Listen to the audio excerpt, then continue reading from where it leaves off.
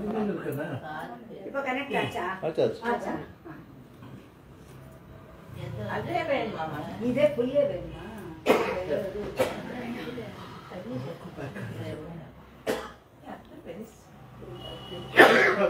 ಶ್ರೇಯಪ್ರತಿಯಾಗಿದ್ದಂತಹ ಸರ್ವೇಶ್ವರ ಹೊರವ್ಯೂಹ ವಿಭವ ಅಂತರ್ಯಾಮಿ ಅರ್ಚಾರೂಪದಲ್ಲಿ 5 ವಿಧವಾಗಿ ಅಭಿವ್ಯಕ್ತವಾಗಿದ್ದಾನೆ ಮತ್ತು ಆ ಅರ್ಚಾರೂಪದಲ್ಲಿ ಇರ್ತಕ್ಕಂತಹ ಆ ಪರಮಾತ್ಮನ ಸ್ವಯಂ ವ್ಯಕ್ತ ಕ್ಷೇತ್ರಗಳು 8 ಎಂಬುದನ್ನು ಬ್ರಹ್ಮಾಂಡ ಪುರಾಣದಲ್ಲಿ ಯಾವ ರೀತಿ ವ್ಯಾಸರು ನಿರೂಪಣೆ ಮಾಡಿದ್ದಾರೆ ಎಂಬುದನ್ನು ನಿನ್ನೆಯ ಉಪನ್ಯಾಸದಲ್ಲಿ ಅನುಭವಿಸುವುದಕ್ಕೆ ನಮಗೆ ಪ್ರಾಪ್ತವಾಯಿತು.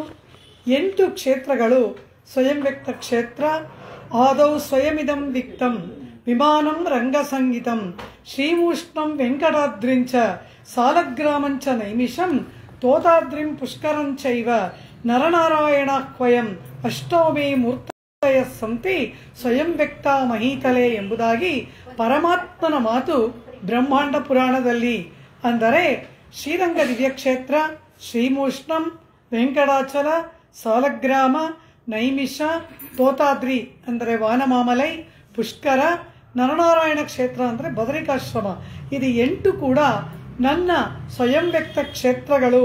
ಈ 8 ಕ್ಷೇತ್ರಗಳಲ್ಲಿ ನಾನು ನನ್ನನ್ನು ನಾನೇ ವ್ಯಕ್ತಪಡಿಸಿಕೊಂಡಿದ್ದೇನೆ ಎಂಬುದಾಗಿ ಪರಮಾತ್ಮನಾಡುವ ಮಾತು. ಅದರಂತೆ ಈ 8 ಕ್ಷೇತ್ರಗಳಲ್ಲಿ ವೆಂಕಟಾಚಲ ಎಂಬತಕ್ಕಂತಹದ್ದು ಪರಮಾತ್ಮನ ಒಂದು ಉತ್ಕೃಷ್ಟವಾಗಿರ್ತಕ್ಕಂತಹ ದಿವ್ಯ ಕ್ಷೇತ್ರವಾಗಿದೆ ಎಂಬುದಾಗಿ ಋಗ್ವೇದ ಕೊಂಡಾಡ್ತಾ ಇದೆ ಎಂಬುದನ್ನು ದಯಾಶತಕದಲ್ಲಿ ಸ್ವಾಮಿ ವೇದಾಂತ ದೇಶಿಕರು ಅದ್ಭುತವಾಗಿ ವರ್ಣನೆ ಮಾಡ್ತಾರೆ. ಆರಾಯಿ ಕಾಣೆ ವಿಕಟೇ ಗಿರಿಂ ಗಚ್ಚ ಎಂಬುದಾಗಿ. ಆರಾಯಿ ಕಾಣೆ ವಿಕಟೇ ಗಿರಿಂ, ಆ ವಿಕಟ ಎಂದರೆ ವೆಂಕಟಗಿರಿ. ಅದನ್ನು ಆ ನೆಲೆಗೊಂಡಿರುವ ಆ ಶ್ರೀನಿವಾಸನ ಕೃಪೆ ಸಮಸ್ತ ಜಗತ್ತಿನಲ್ಲಿರುವ ಸಕಲಾತ್ಮಗಳಿಗೂ ಕೂಡ ಅನುಗ್ರಹ ಮಾಡುವುದಕ್ಕಾಗಿ ಬಂದ ಪರಮಾತ್ಮ ಎಂಬುದನ್ನು ಸ್ವಾಮಿ ವೇದಾಂತ ದೇಶಿಕರು ದಯಾಶತಕದಲ್ಲಿ ವರ್ಣನೆ ಮಾಡ್ತಾರೆ. ದಯಾಶತಕದಲ್ಲಿ ಸ್ವಾಮಿ ವೇದಾಂತ ದೇಶಿಕರು ಒಂದು ಶ್ಲೋಕವನ್ನು ಹೇಳ್ತಾರೆ. ಅದು ಏನು ಅಂದ್ರು, ಆ ಇಡೀ ತಿರುಮಲೆಯ ಬೆಟ್ಟ ಇದೆಯಲ್ಲ, ವೆಂಕಟಗಿರಿ, ವೆಂಕಟಾಚಲ ಪರ್ವತ, ಅದು ಏನು ಅಂತ ಕೇಳಿದ್ರು. ಆ ಶ್ರೀನಿವಾಸನ ಕೃಪೆ, ಕರುಣೆ ಅದು ದೊಡ್ಡ ಪ್ರವಾಹವಾಗಿ ಹರಿದು ಆ ಪ್ರವಾಹ ಇನ್ನೆಲ್ಲೂ ಹೋಗಲಾರದೆ ಗಟ್ಟಿಯಾಗ್ಬಿಡ್ತಂತೆ, ಕಲ್ಲು ಸಕ್ಕರೆ ಹಾಗೆ. ಹಾಗೆ ಶ್ರೀನಿವಾಸನ ಕರುಣೆ ಆ ಗಟ್ಟಿಯಾದದ್ದೇ ವೆಂಕಟಗಿರಿ ಪರ್ವತ ಎಂದರೆ ಪರ್ವತವೇ ಪರಮಾತ್ಮನ ಕರುಣೆ, ದಯೆ ಎಂಬುದಾಗಿ ವರ್ಣನೆ ಮಾಡ್ತಾರೆ. ಅಲ್ಲಿ ಹೇಳ್ತಾರೆ, ಹೇ ದಯಾದೇವಿಯೇ, ಶ್ರೀನಿವಾಸನ ಆ ಕೃಪೆ ಕರುಣೆ ಎಂಬುದು ಏನಿದೆ, ನೀನು ಒಬ್ಬಳು ದಯಾದೇವಿ ಇಲ್ಲದೆ ಹೋಗಿದ್ದಿದ್ರೆ ಪರಮಾತ್ಮನ ಅಪರಿಮಿತವಾದ ಕಲ್ಯಾಣ ಗುಣಗಳೆಲ್ಲ ದೋಷಗಳಾಗಿ ಪರಿವರ್ತನೆ ಆಗ್ತಾ ಇತ್ತು ಅಂತಾರೆ. ಅದ್ಭುತವಾಗಿ ಹೇಳ್ತಾರೆ. ಪರಮಾತ್ಮನನ್ನು ಹೇಳುವಾಗ ಉಪನಿಷತ್ತು ಹೇಳುತ್ತೆ, ಅವನು ನಿರ್ಗುಣನ, ಅವನಿಗೆ ಗುಣಗಳಿಲ್ಲವ, ಅವನಿಗೆ ರೂಪವಿಲ್ಲವ ಅಂತ. ಅವನು ಸಗುಣ, ಅವನು ಸಾಕಾರ ಎಂಬುದನ್ನು ಉಪನಿಷತ್ತು ನಮಗೆ ತಿಳಿಸಿಕೊಡುತ್ತೆ.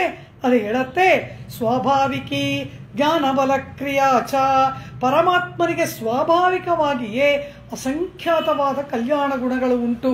ಸ್ವರೂಪ ಗುಣಗಳೇನು, ಸ್ವಭಾವ ಗುಣಗಳೇನು, ಅಪರಿಮಿತವಾದ ಕಲ್ಯಾಣ ಗುಣಗಳ ಒಂದು ನಿಧಿಯಾಗಿ ಇರುವವನು ಪರಮಾತ್ಮ.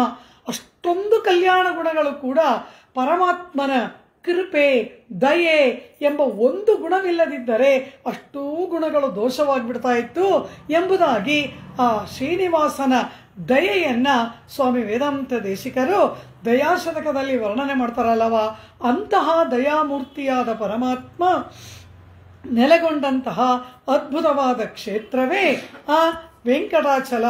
ಅಂತಹ ಆ ವೆಂಕಟಾಚಲ ಕ್ಷೇತ್ರದ ಒಂದು ಮಹಾತ್ಮ್ಯವನ್ನ ಕೇಳುವುದು, ಹೇಳುವುದು, ಆ ವೆಂಕಟಾಚಲ ಮಹಾತ್ಮ್ಯವನ್ನ ತಿಳಿದುಕೊಳ್ಳಬೇಕು ಎಂಬತಕ್ಕಂತಹ ಜಿಜ್ಞಾಸೆಯಿಂದ ಕೂಡಿರುವುದೇ ಪರಮಾತ್ಮನ ಪರಮ ದಿವ್ಯಾನುಗ್ರಹದಿಂದ. ಅವನ ಕೃಪೆ ಇಲ್ಲದಿದ್ದರೆ ಯಾವ ಕಾರಣಕ್ಕೂ ಕೂಡ ಆ ಪರಮಾತ್ಮನ ವಿಷಯವನ್ನು ಹೇಳುವುದೋ, ಕೇಳುವುದೋ, ಅವನ ದರ್ಶನವೋ, ಅವನ ಕೈಂಕರ್ಯದಲ್ಲಿ ಆಸೆಯೋ ಯಾವ ಕಾಲಕ್ಕೂ ಏರ್ಪಡಲಾರದು. ಜನ್ಮಾಂತರ ಸಹಸ್ರೇಶು ತಪೋಜ್ಞಾನ ಸಮಾಧಿಭಿ ನರಾಣಾಂ ಕ್ಷೀಣ ಪಾಪಾನಾಂ ಕೃಷ್ಣೇ ಭಕ್ತಿ ಪ್ರಜಾಯತೆ ಎಂಬುದಾಗಿ ಹೇಳ್ತಾರೆ. ವ್ಯಾಸ ಭಗವಾನರು. ಅಂದರೆ ಎಷ್ಟೋ ಕೋಟಿ ಕೋಟಿ ಜನ್ಮಗಳಲ್ಲಿ ಎಷ್ಟೆಲ್ಲ ಪಾಪಗಳನ್ನು ಮಾಡಿದೀವಿ. ನಮ್ಮ ಸಂಪ್ರದಾಯದಲ್ಲಿ ಪುಣ್ಯವನ್ನು ಕೂಡ ಪಾಪದ ಗೋಷ್ಠಿಯಲ್ಲಿಯೇ ಸೇರಿಸ್ತಾರೆ. ಕಾರಣ ಏನು? ಪುಣ್ಯವಿದ್ದರೂ ಕೂಡ ಮೋಕ್ಷವನ್ನು ಪಡೆಯಲು ಸಾಧ್ಯವಿಲ್ಲ. ಪಾಪವಿದ್ದರಂತೂ ಇಲ್ಲವೇ ಇಲ್ಲ. ಪುಣ್ಯ ಇದ್ದರೆ ಆ ಪುಣ್ಯಾನುಭವಕ್ಕಾಗಿ ಸ್ವರ್ಗಾದಿ ಲೋಕಗಳಲ್ಲಿ ಉತ್ತಮ ಶರೀರದಿಂದ ಭೋಗಗಳನ್ನು ಅನುಭವಿಸಬೇಕು. ಅದೇ ರೀತಿ ಪಾಪ ಅಧಿಕವಾಗಿದ್ದರೆ ಯಾತನಾ ಶರೀರದಿಂದ ಕೆಳಗಿನ ನರಕಾದಿ ಲೋಕಗಳಲ್ಲಿ ಯಾತನೆಯನ್ನು ಅನುಭವಿಸಬೇಕು.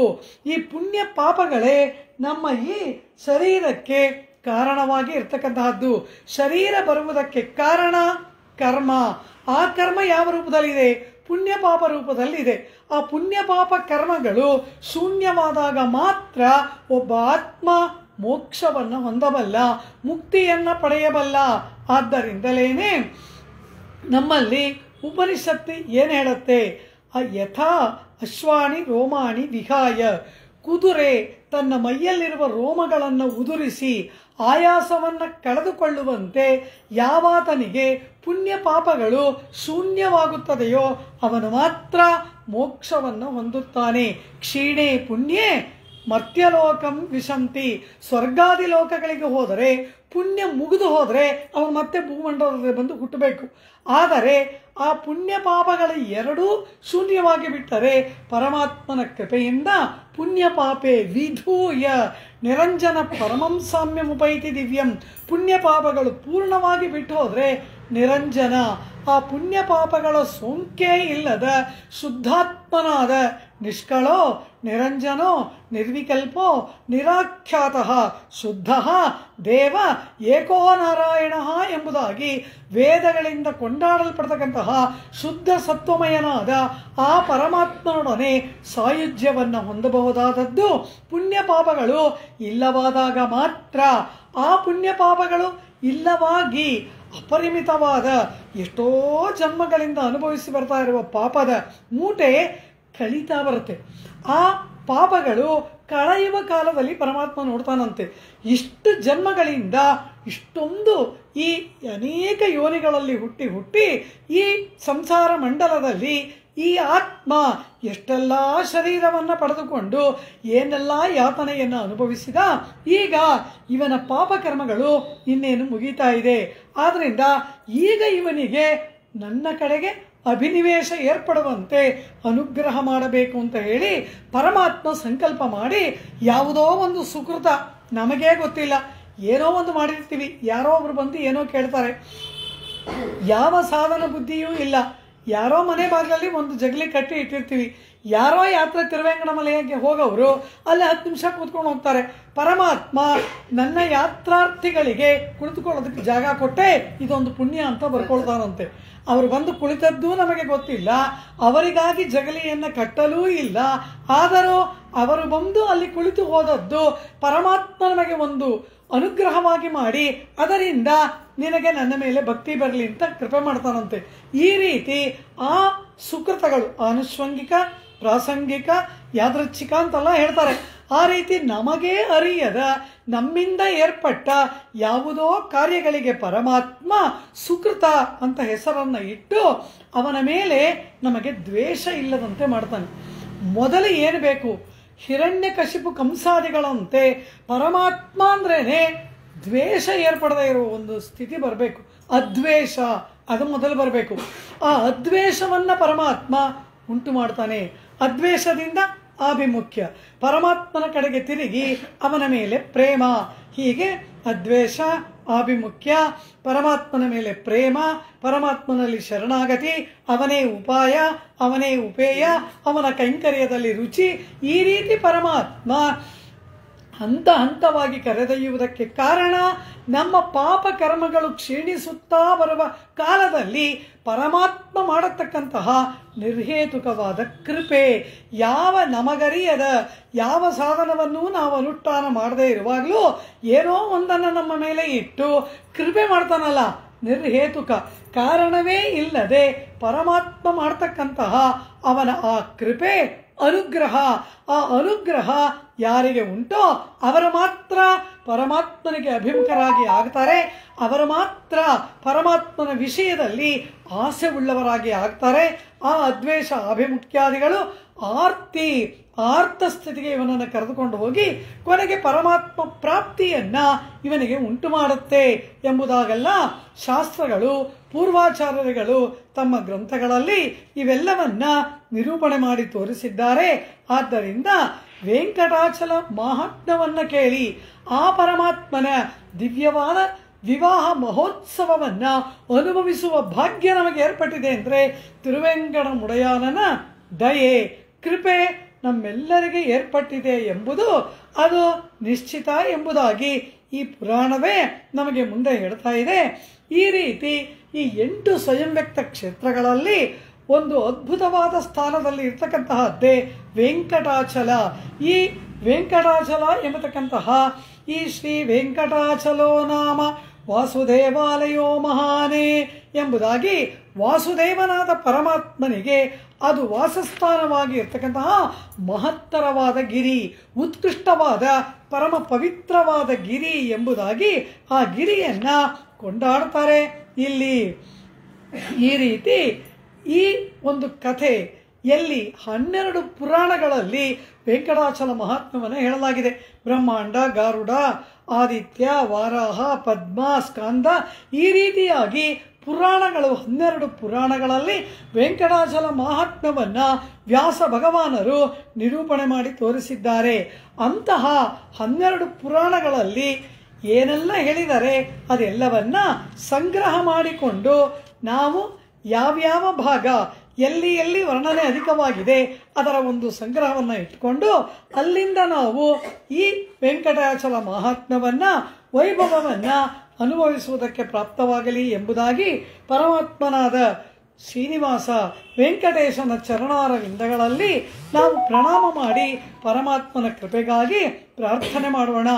ಇಲ್ಲಿ ಇದು ಪ್ರಧಾನವಾಗಿ ಬ್ರಹ್ಮಾಂಡ ಪುರಾಣದಲ್ಲಿ ವಿಸ್ತಾರವಾದ ವರ್ಣನೆ ಇದೆ, ಭವಿಷ್ಯೋತ್ತರ ಪುರಾಣದಲ್ಲಿ ವರ್ಣನೆ ಇದೆ, ವರಾಹ ಪದ್ಮ ಪುರಾಣಗಳಲ್ಲಿ ಅಲ್ಲಲ್ಲಿ ಅನೇಕ ಆ ಶ್ರೀನಿವಾಸನ ಅವತಾರದ ಘಟನೆಗಳನ್ನು ವರ್ಣಿಸಿ ಅದರ ರಹಸ್ಯಾರ್ಥಗಳನ್ನೆಲ್ಲ ಅಲ್ಲಿ ಹೇಳಲಾಗಿದೆ. ಇಲ್ಲಿ ಸೂತ ಮುನಿಗಳು, ಶೌನಕಾದಿಗಳು ನೈಮಿಷಾರಣ್ಯದಲ್ಲಿ ಯಜ್ಞವನ್ನ ಮಾಡ್ತಾ ಇರ್ತಕ್ಕಂತಹ ಕಾಲದಲ್ಲಿ ಸೂತ ಮುನಿಗಳು ಅಲ್ಲಿಗೆ ಆಗಮಿಸ್ತಾರೆ.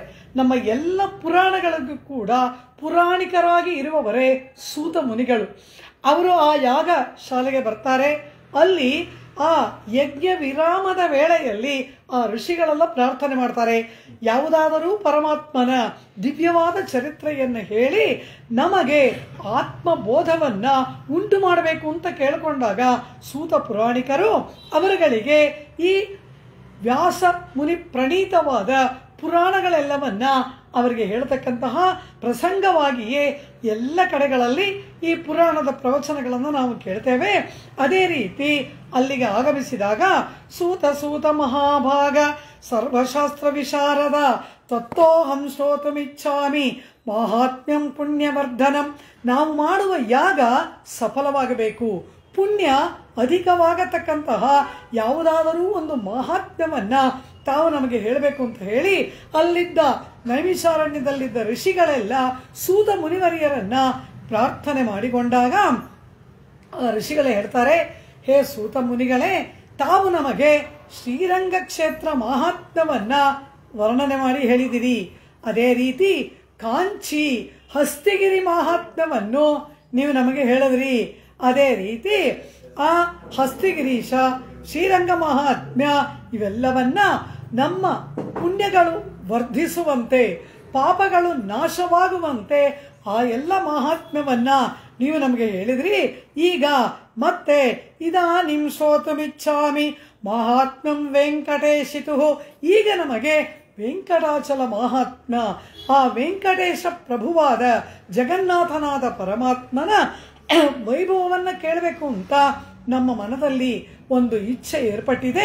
ಇದು ಭಗವತ್ ಸಂಕಲ್ಪ. ಆದ್ದರಿಂದ ಆ ಚರಿತ್ರೆಯನ್ನ ತಾವು ನಮಗೆ ಹೇಳಬೇಕು ಅಂತ ಕೇಳಿಕೊಳ್ತಾರೆ. ಆಗ ಸೂತ ಪುರಾಣಿಕರು ಹೇಳ್ತಾರೆ, ಸಾಧು ಪೃಷ್ಟಂ ತ್ವಯಾ ಬ್ರಹ್ಮನ್ನೇ ಚರಿತಂ ವೆಂಕಟೇಶಿತು ಯಥಾಶ್ರುತಂ ಮಯಾ ಪೂರ್ವಂ ವ್ಯಾಸಾದಮಿತ ತೇಜಸಃ ತತ್ತದಾಹಂ ಸಮಾಚಕ್ಷೆ ಸಾವಧಾನ ಮನಃಶೃಣು. ಎಲೈ ಬ್ರಹ್ಮಣೋತ್ತಮರೇ, ಅದ್ಭುತವಾಗಿ ನಿಮ್ಮ ಮನದಲ್ಲಿ ಇದನ್ನು ಕೇಳುವ ಸಂಕಲ್ಪ ಮೂಡಿದೆ. ಇದು ಪರಮಾತ್ಮನ ಸಂಕಲ್ಪದಿಂದ ನಿಮ್ಮ ಮನದಲ್ಲಿ ಮೂಡಿದ ಇಚ್ಛೆ. ಆ ಅದ್ಭುತವಾದಂತಹ ವೆಂಕಟಾಚಲ ಮಹಾತ್ಮ್ಯವನ್ನ ವ್ಯಾಸ ಮುನಿವರಿಯರಿಂದ ನಾನು ಯಾವ ರೀತಿ ಕೇಳಿದೆನೋ ಅದೇ ರೀತಿ ನಿಮಗೆ ನಾನು ತತ್ ಅಹಂ ಸಮಾಚಕ್ಷೆ, ಅದು ಯಾವ ರೀತಿ ಕೇಳಿದೆನೋ ಅದೇ ರೀತಿ ನಾನು ನಿಮಗೆ ಹೇಳ್ತೇನೆ. ಸಾವಧಾನ ಮನಃಶೃಣು, ಅದರಲ್ಲೇ ಗಮನವಿಟ್ಟು ಬೇರೆ ಕಡೆಗೆ ಮನಸ್ಸು ಹೋಗದಂತೆ ವೆಂಕಟೇಶನ ಮಹಾತ್ಮ್ಯದಲ್ಲಿ ಮನಸ್ಸನ್ನ ಇಟ್ಟು ನೀವೆಲ್ಲರೂ ಕೇಳುವಿರಾಗಿರಿ ಎಂಬುದಾಗಿ ಅಲ್ಲಿ ಸೂತ ಪುರಾಣಿಕರು ಪ್ರಾರಂಭ ಮಾಡ್ತಾರೆ. ಯಾರಿಗೆ ಹೇಳಿದ್ರು, ಹೇಗೆ ಹೇಳಿದ್ರು ಎಂದರೆ ಅಲ್ಲಿಂದ ಸೂತ ಪುರಾಣಿಕರು ಈ ಚರಿತ್ರೆಯನ್ನು ಹೇಳುವುದಕ್ಕೆ ಪ್ರಾರಂಭ ಮಾಡುವಾಗ ಹೇಳ್ತಾರೆ, ಪುರಾತು ಜನಕೋ ನಾಮ ರಾಜಾ ಪರಮಧಾರ್ಮಿಕಃ ಜನಕೋ ವೈದೇಹಃ ಕರ್ಮಣೈವ ಹಿ ಸಂಸಿದ್ಧಿಂ ನಿರ್ಮಮೋ ನಿತ್ಯತೃಪ್ತಶ್ಚ ನಿರಹಂಕೃತಿರಾತ್ಮದೃಕ್ ವಾಸುದೇವ ಪ್ರಸಾದಸ್ಯ ಮುಖ್ಯಂ ಪತ್ರಮಭೂನ್ ನೃಪಃ. ಹಿಂದೆ ವಿದೇಹ ರಾಜ್ಯದಲ್ಲಿ ಜನಕ ನಮ್ಮ ಶ್ರೀರಾಮಚಂದ್ರನ ಪತ್ನಿಯಾದ ಸೀತಾದೇವಿಯ ತಂದೆ. ಆ ಜನಕ ಮಹಾರಾಜ ಆ ವಿದೇಹ ನಗರವನ್ನು ಆಳ್ತಾ ಇದ್ದಾಗ ಸಕಲ ಸಂಪತ್ ಸಮೃದ್ಧಿಯಿಂದ ಅತ್ಯಂತ ಆನಂದದಿಂದ ರಾಜ್ಯವನ್ನು ನಿರ್ವಾಹ ಮಾಡ್ತಾ ಇದ್ದ ಆ ಜನಕ. ಆದರೆ ಅಪರಿಮಿತವಾದ ಭೋಗ, ಅಪರಿಮಿತವಾದ ಐಶ್ವರ್ಯ, ಅಪಾರವಾದ ಭೂಮಂಡಲಕ್ಕೆ ಅಧಿಪತಿಯಾದರೂ ಕೂಡ ಯಾವುದರಲ್ಲಿಯೂ ಅವನಿಗೆ ವ್ಯಾಮೋಹವಿಲ್ಲ. ಅವನು ರಾಜರ್ಷಿ.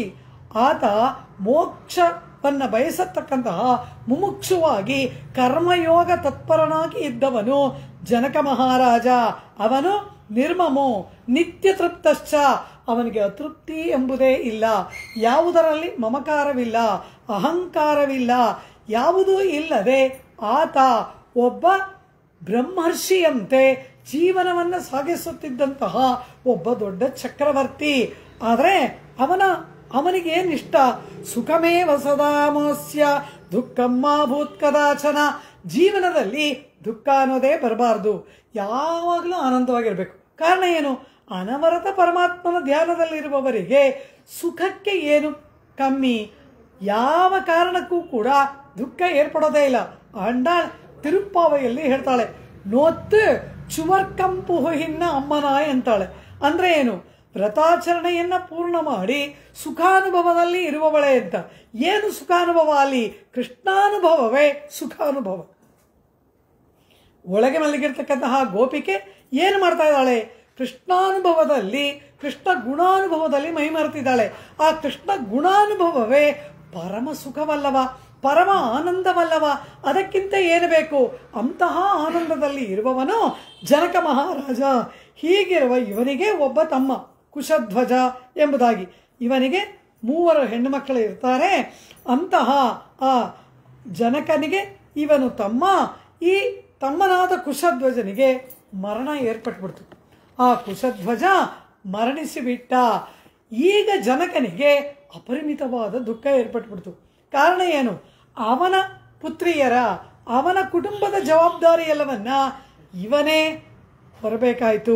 ಅದಕ್ಕೆ ಮೇಲೆ ದುಃಖ ತಪ್ತನಾದಂತಹ ಜನಕ 80 ವರ್ಷ ಸಹಸ್ರಂ ಸಂಪ್ರಾಪ್ತ ಮಮ ಭಾಮಿನಿ, 80,000 ವರ್ಷಗಳು ದುಃಖ ಪಟ್ಟನಂತೆ. ಅಷ್ಟೊಂದು ದಾರುಣವಾದ ದುಃಖ ತಮ್ಮನ ಆ ಒಂದು ಮರಣದಿಂದ. ಆ ಸಮಯಕ್ಕೆ ಸರಿಯಾಗಿ ಅವರ ಕುಲಪುರೋಹಿತರಾದ ಶತಾನಂದ ಮಹರ್ಷಿಗಳು ಜನಕನ ಬಳಿಗೆ ಬರ್ತಾರೆ. ಆ ಜನಕ ಹೇಳ್ತಾನೆ, ನನಗೂ ಒಬ್ಳು ಮಗಳಿದ್ದಾಳೆ, ನನಗೆ 3 ಜನ ಗಂಡು ಮಕ್ಕಳಿದ್ದಾರೆ, ನನ್ನ ತಮ್ಮನಿಗೆ 3 ಹೆಣ್ಮಕ್ಳಿದ್ದಾರೆ. ನನಗೆ ಒಳ್ಳೆಯ ಸೊಸೆಯರು ಬರಬೇಕು, ಒಳ್ಳೆಯ ಅಳಿಯ ಒಂದು ನನ್ನ ಮಗಳನ್ನ, ಸಕಲ ಕಲ್ಯಾಣ ಗುಣ ನಿಧಿಯಾದ ಸೀತೆಯನ್ನ ಕೈ ಹಿಡಿಬೇಕು. ಈ ರೀತಿಯಾಗೆಲ್ಲ ಇರುವಾಗ ಈ ರೀತಿಯಾದ ದುಃಖ ಸಂಭವಿಸಿಬಿಡ್ತು. ಇನ್ನು ಈ ರಾಜ್ಯ ಧರ್ಮದಿಂದ ಪರಿಪಾಲಿಸಲ್ಪಡಬೇಕು. ರಾವಣ ಅಪಾರವಾಗಿ ನನ್ನ ರಾಜ್ಯದ ಮೇಲೆ ದಂಡೆತ್ತಿ ಬರ್ತಾನೆ. ರಾಕ್ಷಸರ ಹಾವಳಿ, ಶತ್ರುಗಳಿಂದ ಎಷ್ಟೆಲ್ಲ ಕಂಟಕಗಳು, ಇಷ್ಟೆಲ್ಲದರ ಮಧ್ಯೆ ನನಗೆ ವಯೋವೃದ್ಧನಾಗಿ ಬಿಟ್ಟೆ. ಇದು ಎಲ್ಲದರ ಭಾರವನ್ನು ನಾನು ತಡೆಯಲಾರದೆ ಇದ್ದೇನೆ.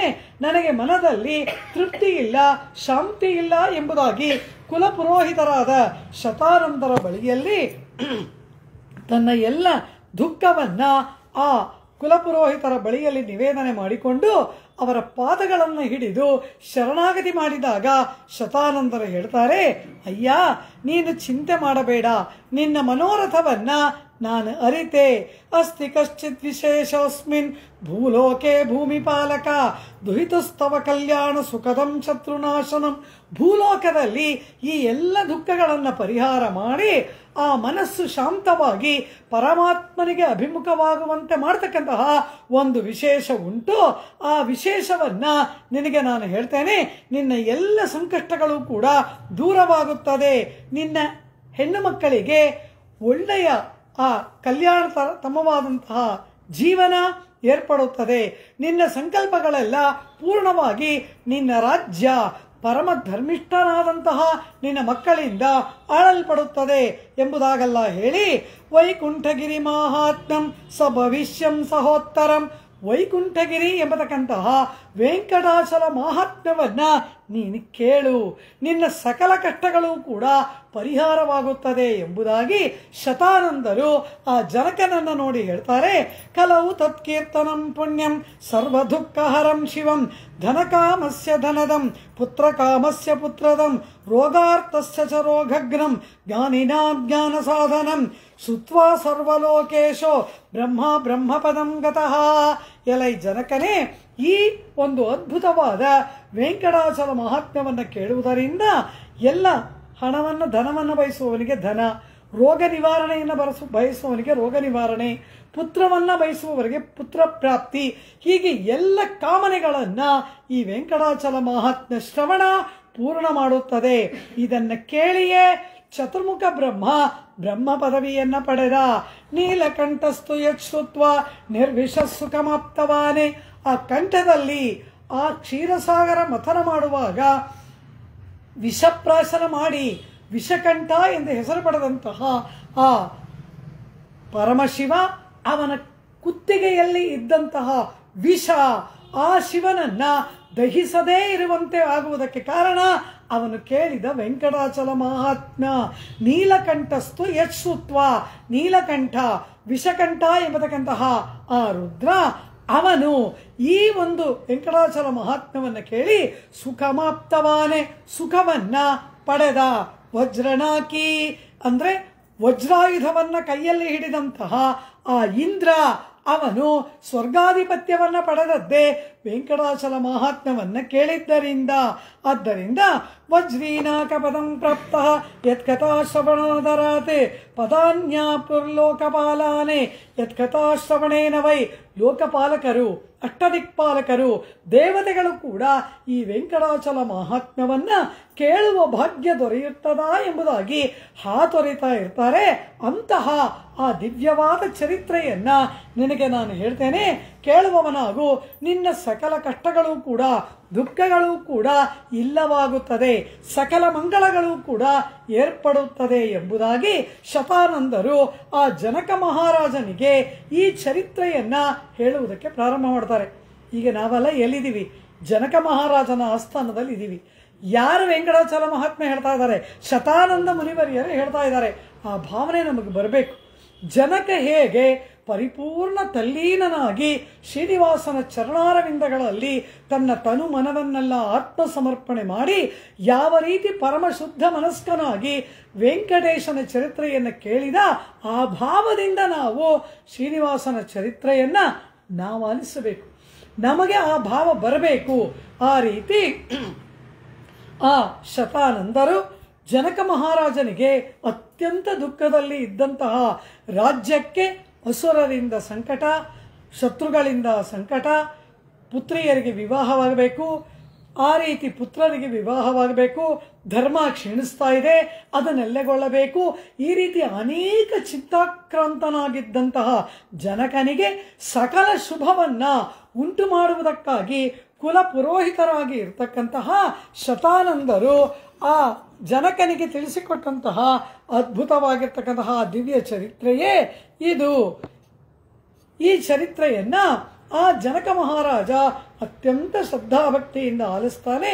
ಶತಾನಂದರು ಆ ವೆಂಕಟಾಚಲ ಮಹಾತ್ಮ್ಯವನ್ನ ಪ್ರಾರಂಭ ಮಾಡಿ ಕಲಿಯುಗದಲ್ಲಿ ಏರ್ಪಟ್ಟದ್ದು ಶ್ರೀನಿವಾಸನಿಗೆ ವೆಂಕಟಾಚಲಗಿರಿಯ ವಾಸ. ಆದರೆ ಆ ವೆಂಕಟಗಿರಿಯ ಪೂರ್ವೋಕ್ತವಾದ ಚರಿತ್ರೆಗಳೆಲ್ಲವನ್ನ ಇಲ್ಲಿ ನಿರೂಪಣೆ ಮಾಡ್ತಾರೆ ಶತಾನಂದರು. ಕೃತೆ ವೃಷಾದ್ರಿಂ ವಕ್ಷಂತಿ ತ್ರೇತಾಯಾಮಂಜನಾಚಲಂ ದ್ವಾಪರೇ ಶೇಷಶೈಲೇತಿ ಕಲೌ ಶ್ರೀ ವೆಂಕಟಾಚಲಂ.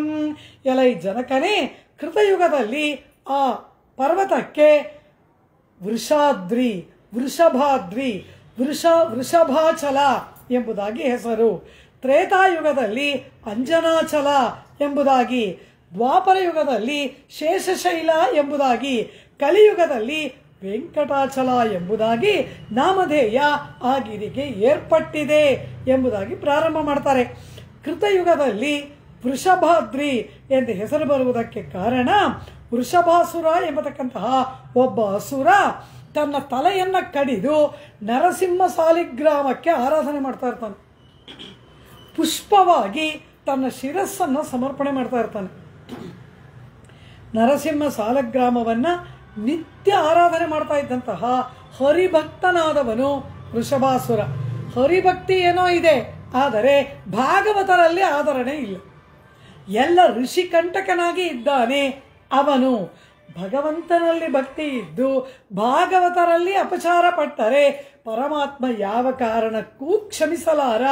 ಆ ರೀತಿ ಋಷಿಗಳೆಲ್ಲ ಬಂದು ಪ್ರಾರ್ಥನೆ ಮಾಡ್ತಾರೆ, ತಾಪಸಿಗಳೆಲ್ಲ ಬಂದು, ಹೇ ಪರಮಾತ್ಮ, ಇವನು ನಮ್ಮನ್ನು ಅತೀವವಾಗಿ ಹಿಂಸೆ ಮಾಡಿ ಲೋಕಕ್ಷೇಮಾರ್ಥವಾಗಿ ನಾವು ನಡೆಸತಕ್ಕಂತಹ ಯಜ್ಞಯಾಗಗಳಿಗೆ ವಿಘ್ನವನ್ನು ಉಂಟು ಮಾಡ್ತಾ ಇದ್ದಾನೆ, ಇವನನ್ನು ಸಂಹಾರ ಮಾಡುವಂತ ಪ್ರಾರ್ಥನೆ ಮಾಡ್ತಾರೆ. ಅವನೋ ಪರಮ ವಿಷ್ಣು ಭಕ್ತ. ದಿನ ತನ್ನ ಶಿರಸ್ಸನ್ನ ಕತ್ತರಿಸಿ ಪುಷ್ಪವಾಗಿ ನರಸಿಂಹ ಸಾಲಿಗ್ರಾಮಕ್ಕೆ ಸಮರ್ಪಣೆ ಮಾಡ್ತಾ ಇರ್ತಾನೆ. ಆದರೆ ಮತ್ತೆ ಮತ್ತೆ ಹೊಸ ತಲೆ ಬರ್ತಾ ಇರುತ್ತೆ ಅವನಿಗೆ. ಇದು ಅವನ ವಿಷ್ಣು ಭಕ್ತಿಯ ಪ್ರಭಾವ. ಆಗ ಭಗವಂತನನ್ನ ಆ ಋಷಿಗಳೆಲ್ಲ ಪ್ರಾರ್ಥನೆ ಮಾಡ್ತಾರೆ. ಹಾಗೆ ಪ್ರಾರ್ಥನೆ ಮಾಡಿದಂತಹ ಕಾಲದಲ್ಲಿ ಪರಮಾತ್ಮ ಒಂದು ದಿನ ಹೋಗಿ ಆ ವೃಷಭಾಸುರನ ಮುಂದೆ ನಿಲ್ಲುತ್ತಾನೆ. ನಿಂತಾಗ ನಿನಗೇನು ಬೇಕು? ನಿನ್ನ ಶಿರ ಪುಷ್ಪದಿಂದ ನಾನು ಅತ್ಯಂತ ಸಂತೃಪ್ತನಾಗಿದ್ದೇನೆ, ಏನು ಬೇಕು ಅಂತ ಕೇಳಿದಾಗ ಅವನು ಹೇಳ್ತಾನೆ, ನೀನು ನನ್ನ ಜೊತೆ ಯುದ್ಧ ಮಾಡಬೇಕು ಅಂತ ಕೇಳ್ತಾನೆ. ಅಬ್ಬಾ, ನನಗೂ ಅದೇ ಬೇಕಾಗಿದ್ದು ಅಂತಾನೆ ಪರಮಾತ್ಮ. ಇಬ್ಬರಿಗೂ ಕೂಡ ಯುದ್ಧ ಏರ್ಪಡುತ್ತದೆ. ಅನಂತರ ಆ ಪರಮಾತ್ಮ ಮುನಿಗಳಿಗೆ ವಚನವಿತ್ತಂತೆ ಅಸುರನ ವಧೆಯನ್ನು ಮಾಡ್ತಾನೆ. ಹಾಗೆ ವಧ ಮಾಡಿದಾಗ ಅವನು ಪ್ರಾರ್ಥನೆ ಮಾಡ್ತಾನೆ, ಕೇಶವಾನಂತ ಗೋವಿಂದ ಶ್ರೀನಿವಾಸ ಸುರೋತ್ತಮ ನ ಚ ಮೋಕ್ಷಂ ನ ಚ ಸ್ವರ್ಗಂ ಪಾರಮೇಷ್ಟ್ಯಂ ಪದಂ ಹರೇ ನಯಾಚೇ ಜಗತಾಂ ನಾಥ ಯದ್ಯುದ್ಧ ಭಿಕ್ಷಾಂ ಚ ದೇಹಿ ಮೇ. ನನಗೆ ಮೋಕ್ಷವೋ ಸ್ವರ್ಗವೋ ಇನ್ನು ಬ್ರಹ್ಮಪದವೋ ಯಾವುದೂ ಬೇಡ, ನನ್ನ ಜೊತೆ ನೀನು ಯುದ್ಧ ಮಾಡು ಅಂತ ಕೇಳ್ಕೊಳ್ತಾನೆ. ಹಾಗೆ ದಶಾವತಾರ ಮಾಡಿ ಅಸುರ ಸಂಹಾರ ಮಾಡಿದಂತಹ ಆ ನಿನ್ನ ಪೌರುಷವನ್ನ ನಾನು ನೋಡಬೇಕು, ಅನುಭವಿಸ್ಬೇಕು ಅಂತಾನೆ. ಎಷ್ಟು ಜನ ಅಸುರರನ್ನ, ರಾಕ್ಷಸರನ್ನ ದಶಾವತಾರ ಮಾಡಿ ಎಷ್ಟು ಜನ ಅಸುರ ವಧೆಯನ್ನು ಮಾಡಿದೀಯಾ, ಆ ಪೌರುಷ ಪರಾಕ್ರಮವನ್ನು ನಾನು ನೋಡಬೇಕು, ಅನುಭವಿಸ್ಬೇಕು ಅಂತಾನೆ ಈ ವೃಷಭಾಸುರ. ಪರಮಾತ್ಮ ಅದೇ ರೀತಿ ಗರುಡಾರೂಢನಾಗಿ ಬಂದು ಸುದರ್ಶನ ಚಕ್ರದಿಂದ ವೃಷಭಾಸುರನ ಶಿರಚ್ಛೇದನವನ್ನು ಮಾಡ್ತಾನೆ. ಆಗ ಮತ್ತೆ ತಲೆ ಬರಲಿಲ್ಲ, ಇವನೇ ಕತ್ತರಿಸ್ಕೊಂಡಾಗ ಬರ್ತಾ ಇತ್ತು. ಪರಮಾತ್ಮನ ಸುದರ್ಶನ ಚಕ್ರ ಸ್ಪರ್ಶ ಯಾವಾಗ ಆಯಿತು ಮತ್ತೆ ಶಿರಸ್ಸು ಅವನಿಗೆ ಬರಲಿಲ್ಲ. ಆಗ ಗತಪ್ರಾಣನಾದಂತಹ ಆ ವೃಷಭಾಸುರ ಪ್ರಾರ್ಥನೆ ಮಾಡ್ತಾನೆ, ವರಂ ಯಯಾಚೇ ವೃಷಭ ಶೈಲೋ ಮದವಿದೋಕ್ಷಿತ ತಸ್ಮಾತ್ ವೃಷಭ ಶೈಲೋಯಂ ಕೃತೆ ಖ್ಯಾತಿಮುಪೇಯವಾನೇ. ಹೇ ಪರಮಾತ್ಮ, ಯಾವ ಗಿರಿಯಲ್ಲಿ ನೀನು ನೆಲೆಗೊಂಡಿದೆಯೋ, ಯಾವ ಗಿರಿಯಲ್ಲಿ ನಾನು ನಿನ್ನನ್ನು ಇಷ್ಟು ಕಾಲ ಆರಾಧನೆ ಮಾಡಿದನೋ, ಈ ಗಿರಿ ನನ್ನ ಹೆಸರಿನಿಂದ ನಿನ್ನ ಸೇವೆಗೆ ಪ್ರಾಪ್ತವಾಗಲಿ ಅಂತ ಪ್ರಾರ್ಥನೆ ಮಾಡಿದ್ದರಿಂದ ಆ ಗಿರಿಗೆ ವೃಷಭಾಚಲ, ವೃಷಭಾಸುರನ ನಾಮ ವೃಷಭಾಚಲ ಎಂಬುದು ಏರ್ಪಡ್ತು. ಅದು ಕೃತಯುಗದಲ್ಲಿ. ಅನಂತರ ತ್ರೇತಾಯುಗದಲ್ಲಿ ಕೇಸರಿ ಎಂಬ ವಾನರನ ಪತ್ನಿಯಾದ ಅಂಜನಾದೇವಿ ಸಂತಾನವಿಲ್ಲದೆ ಪರಮಾತ್ಮನನ್ನು ಪ್ರಾರ್ಥನೆ ಮಾಡಿದಾಗ ಆಕಾಶಗಂಗೆಯಲ್ಲಿ ಸ್ನಾನ ಮಾಡಿ 12 ವರ್ಷಗಳು ತಪಸ್ಸು ಮಾಡಿ ನೀನು ಅಲ್ಲಿ ಪರಮಾತ್ಮನನ್ನು ಸ್ಮರಣೆ ಮಾಡಿದ್ರೆ ನಿನಗೆ ಸಂತಾನ ಪ್ರಾಪ್ತಿ ಅಂತ ಮತಂಗ ಮುನಿಗಳು ಅವಳಿಗೆ ಉಪದೇಶ ಮಾಡ್ತಾರೆ. ಆ ಮತಂಗ ಮುನಿಗಳ ವಚನದಂತೆ ಕೇಸರಿ ಪತ್ನಿಯಾದ ಅಂಜನಾದೇವಿ ಈ ವೃಷಭಾಚಲಕ್ಕೆ ಬಂದು ನಿತ್ಯ ಸ್ವಾಮಿ ಪುಷ್ಕರಣಿ ತೀರ್ಥದಲ್ಲಿ ಮಜ್ಜನವನ್ನು ಮಾಡಿ ಆಕಾಶಗಂಗೆಯಲ್ಲಿ ನಿತ್ಯವೂ ಆಕೆ ಆ ಶುಭ್ರ ಸ್ನಾನವನ್ನು ಮಾಡಿ 12 ವರ್ಷಗಳು ತಪಸ್ಸನ್ನು ಮಾಡಿದಾಗ ಕೃತ್ವಾ ಸ್ವಾಮಿ ಸಂಸ್ಥಾನಂ ಅಶ್ವತ್ಥಸ್ಯ ಪ್ರದಕ್ಷಿಣಂ ವರಾಹರೂಪಿಣಂ ನತ್ವಾ ಪೀತ್ವಾ ತತ್ ಸಲಿಲಂ ಶುಭಂ. ಅಲ್ಲಿ ವಿರಾಜಮಾನನಾಗಿರ್ತಕ್ಕಂತಹ ವರಾಹ ಮೂರ್ತಿಯನ್ನ ನಿತ್ಯವೂ ಆರಾಧನೆ ಮಾಡಿ ಆ ವರಾಹ ಮೂರ್ತಿಯ ಶ್ರೀಪಾದಗಳನ್ನು ಅವನಿಗೆ ಅಭಿಷೇಕ ಮಾಡಿ ಆ ತೀರ್ಥವನ್ನ ಪಾನ ಮಾಡಿ ವರಾಹ ಪರಮಾತ್ಮನನ್ನ ಪ್ರಾರ್ಥನೆ ಮಾಡಿದ್ದರಿಂದ ಅಲ್ಲಿರುವ ಅಶ್ವತ್ಥ ವೃಕ್ಷವನ್ನ ಪ್ರದಕ್ಷಿಣೆ ಮಾಡಿದ ಫಲವಾಗಿ ದಶಮಾಸಾಂತೆ ಸುಶುವೆ ಪುತ್ರಮುತ್ತಮಂ ಹನುಮಂತಮಿಮಂ ಪ್ರಾಹು ಮುನಯೋ ವೀತ ಕಲ್ಮಷಾಹ.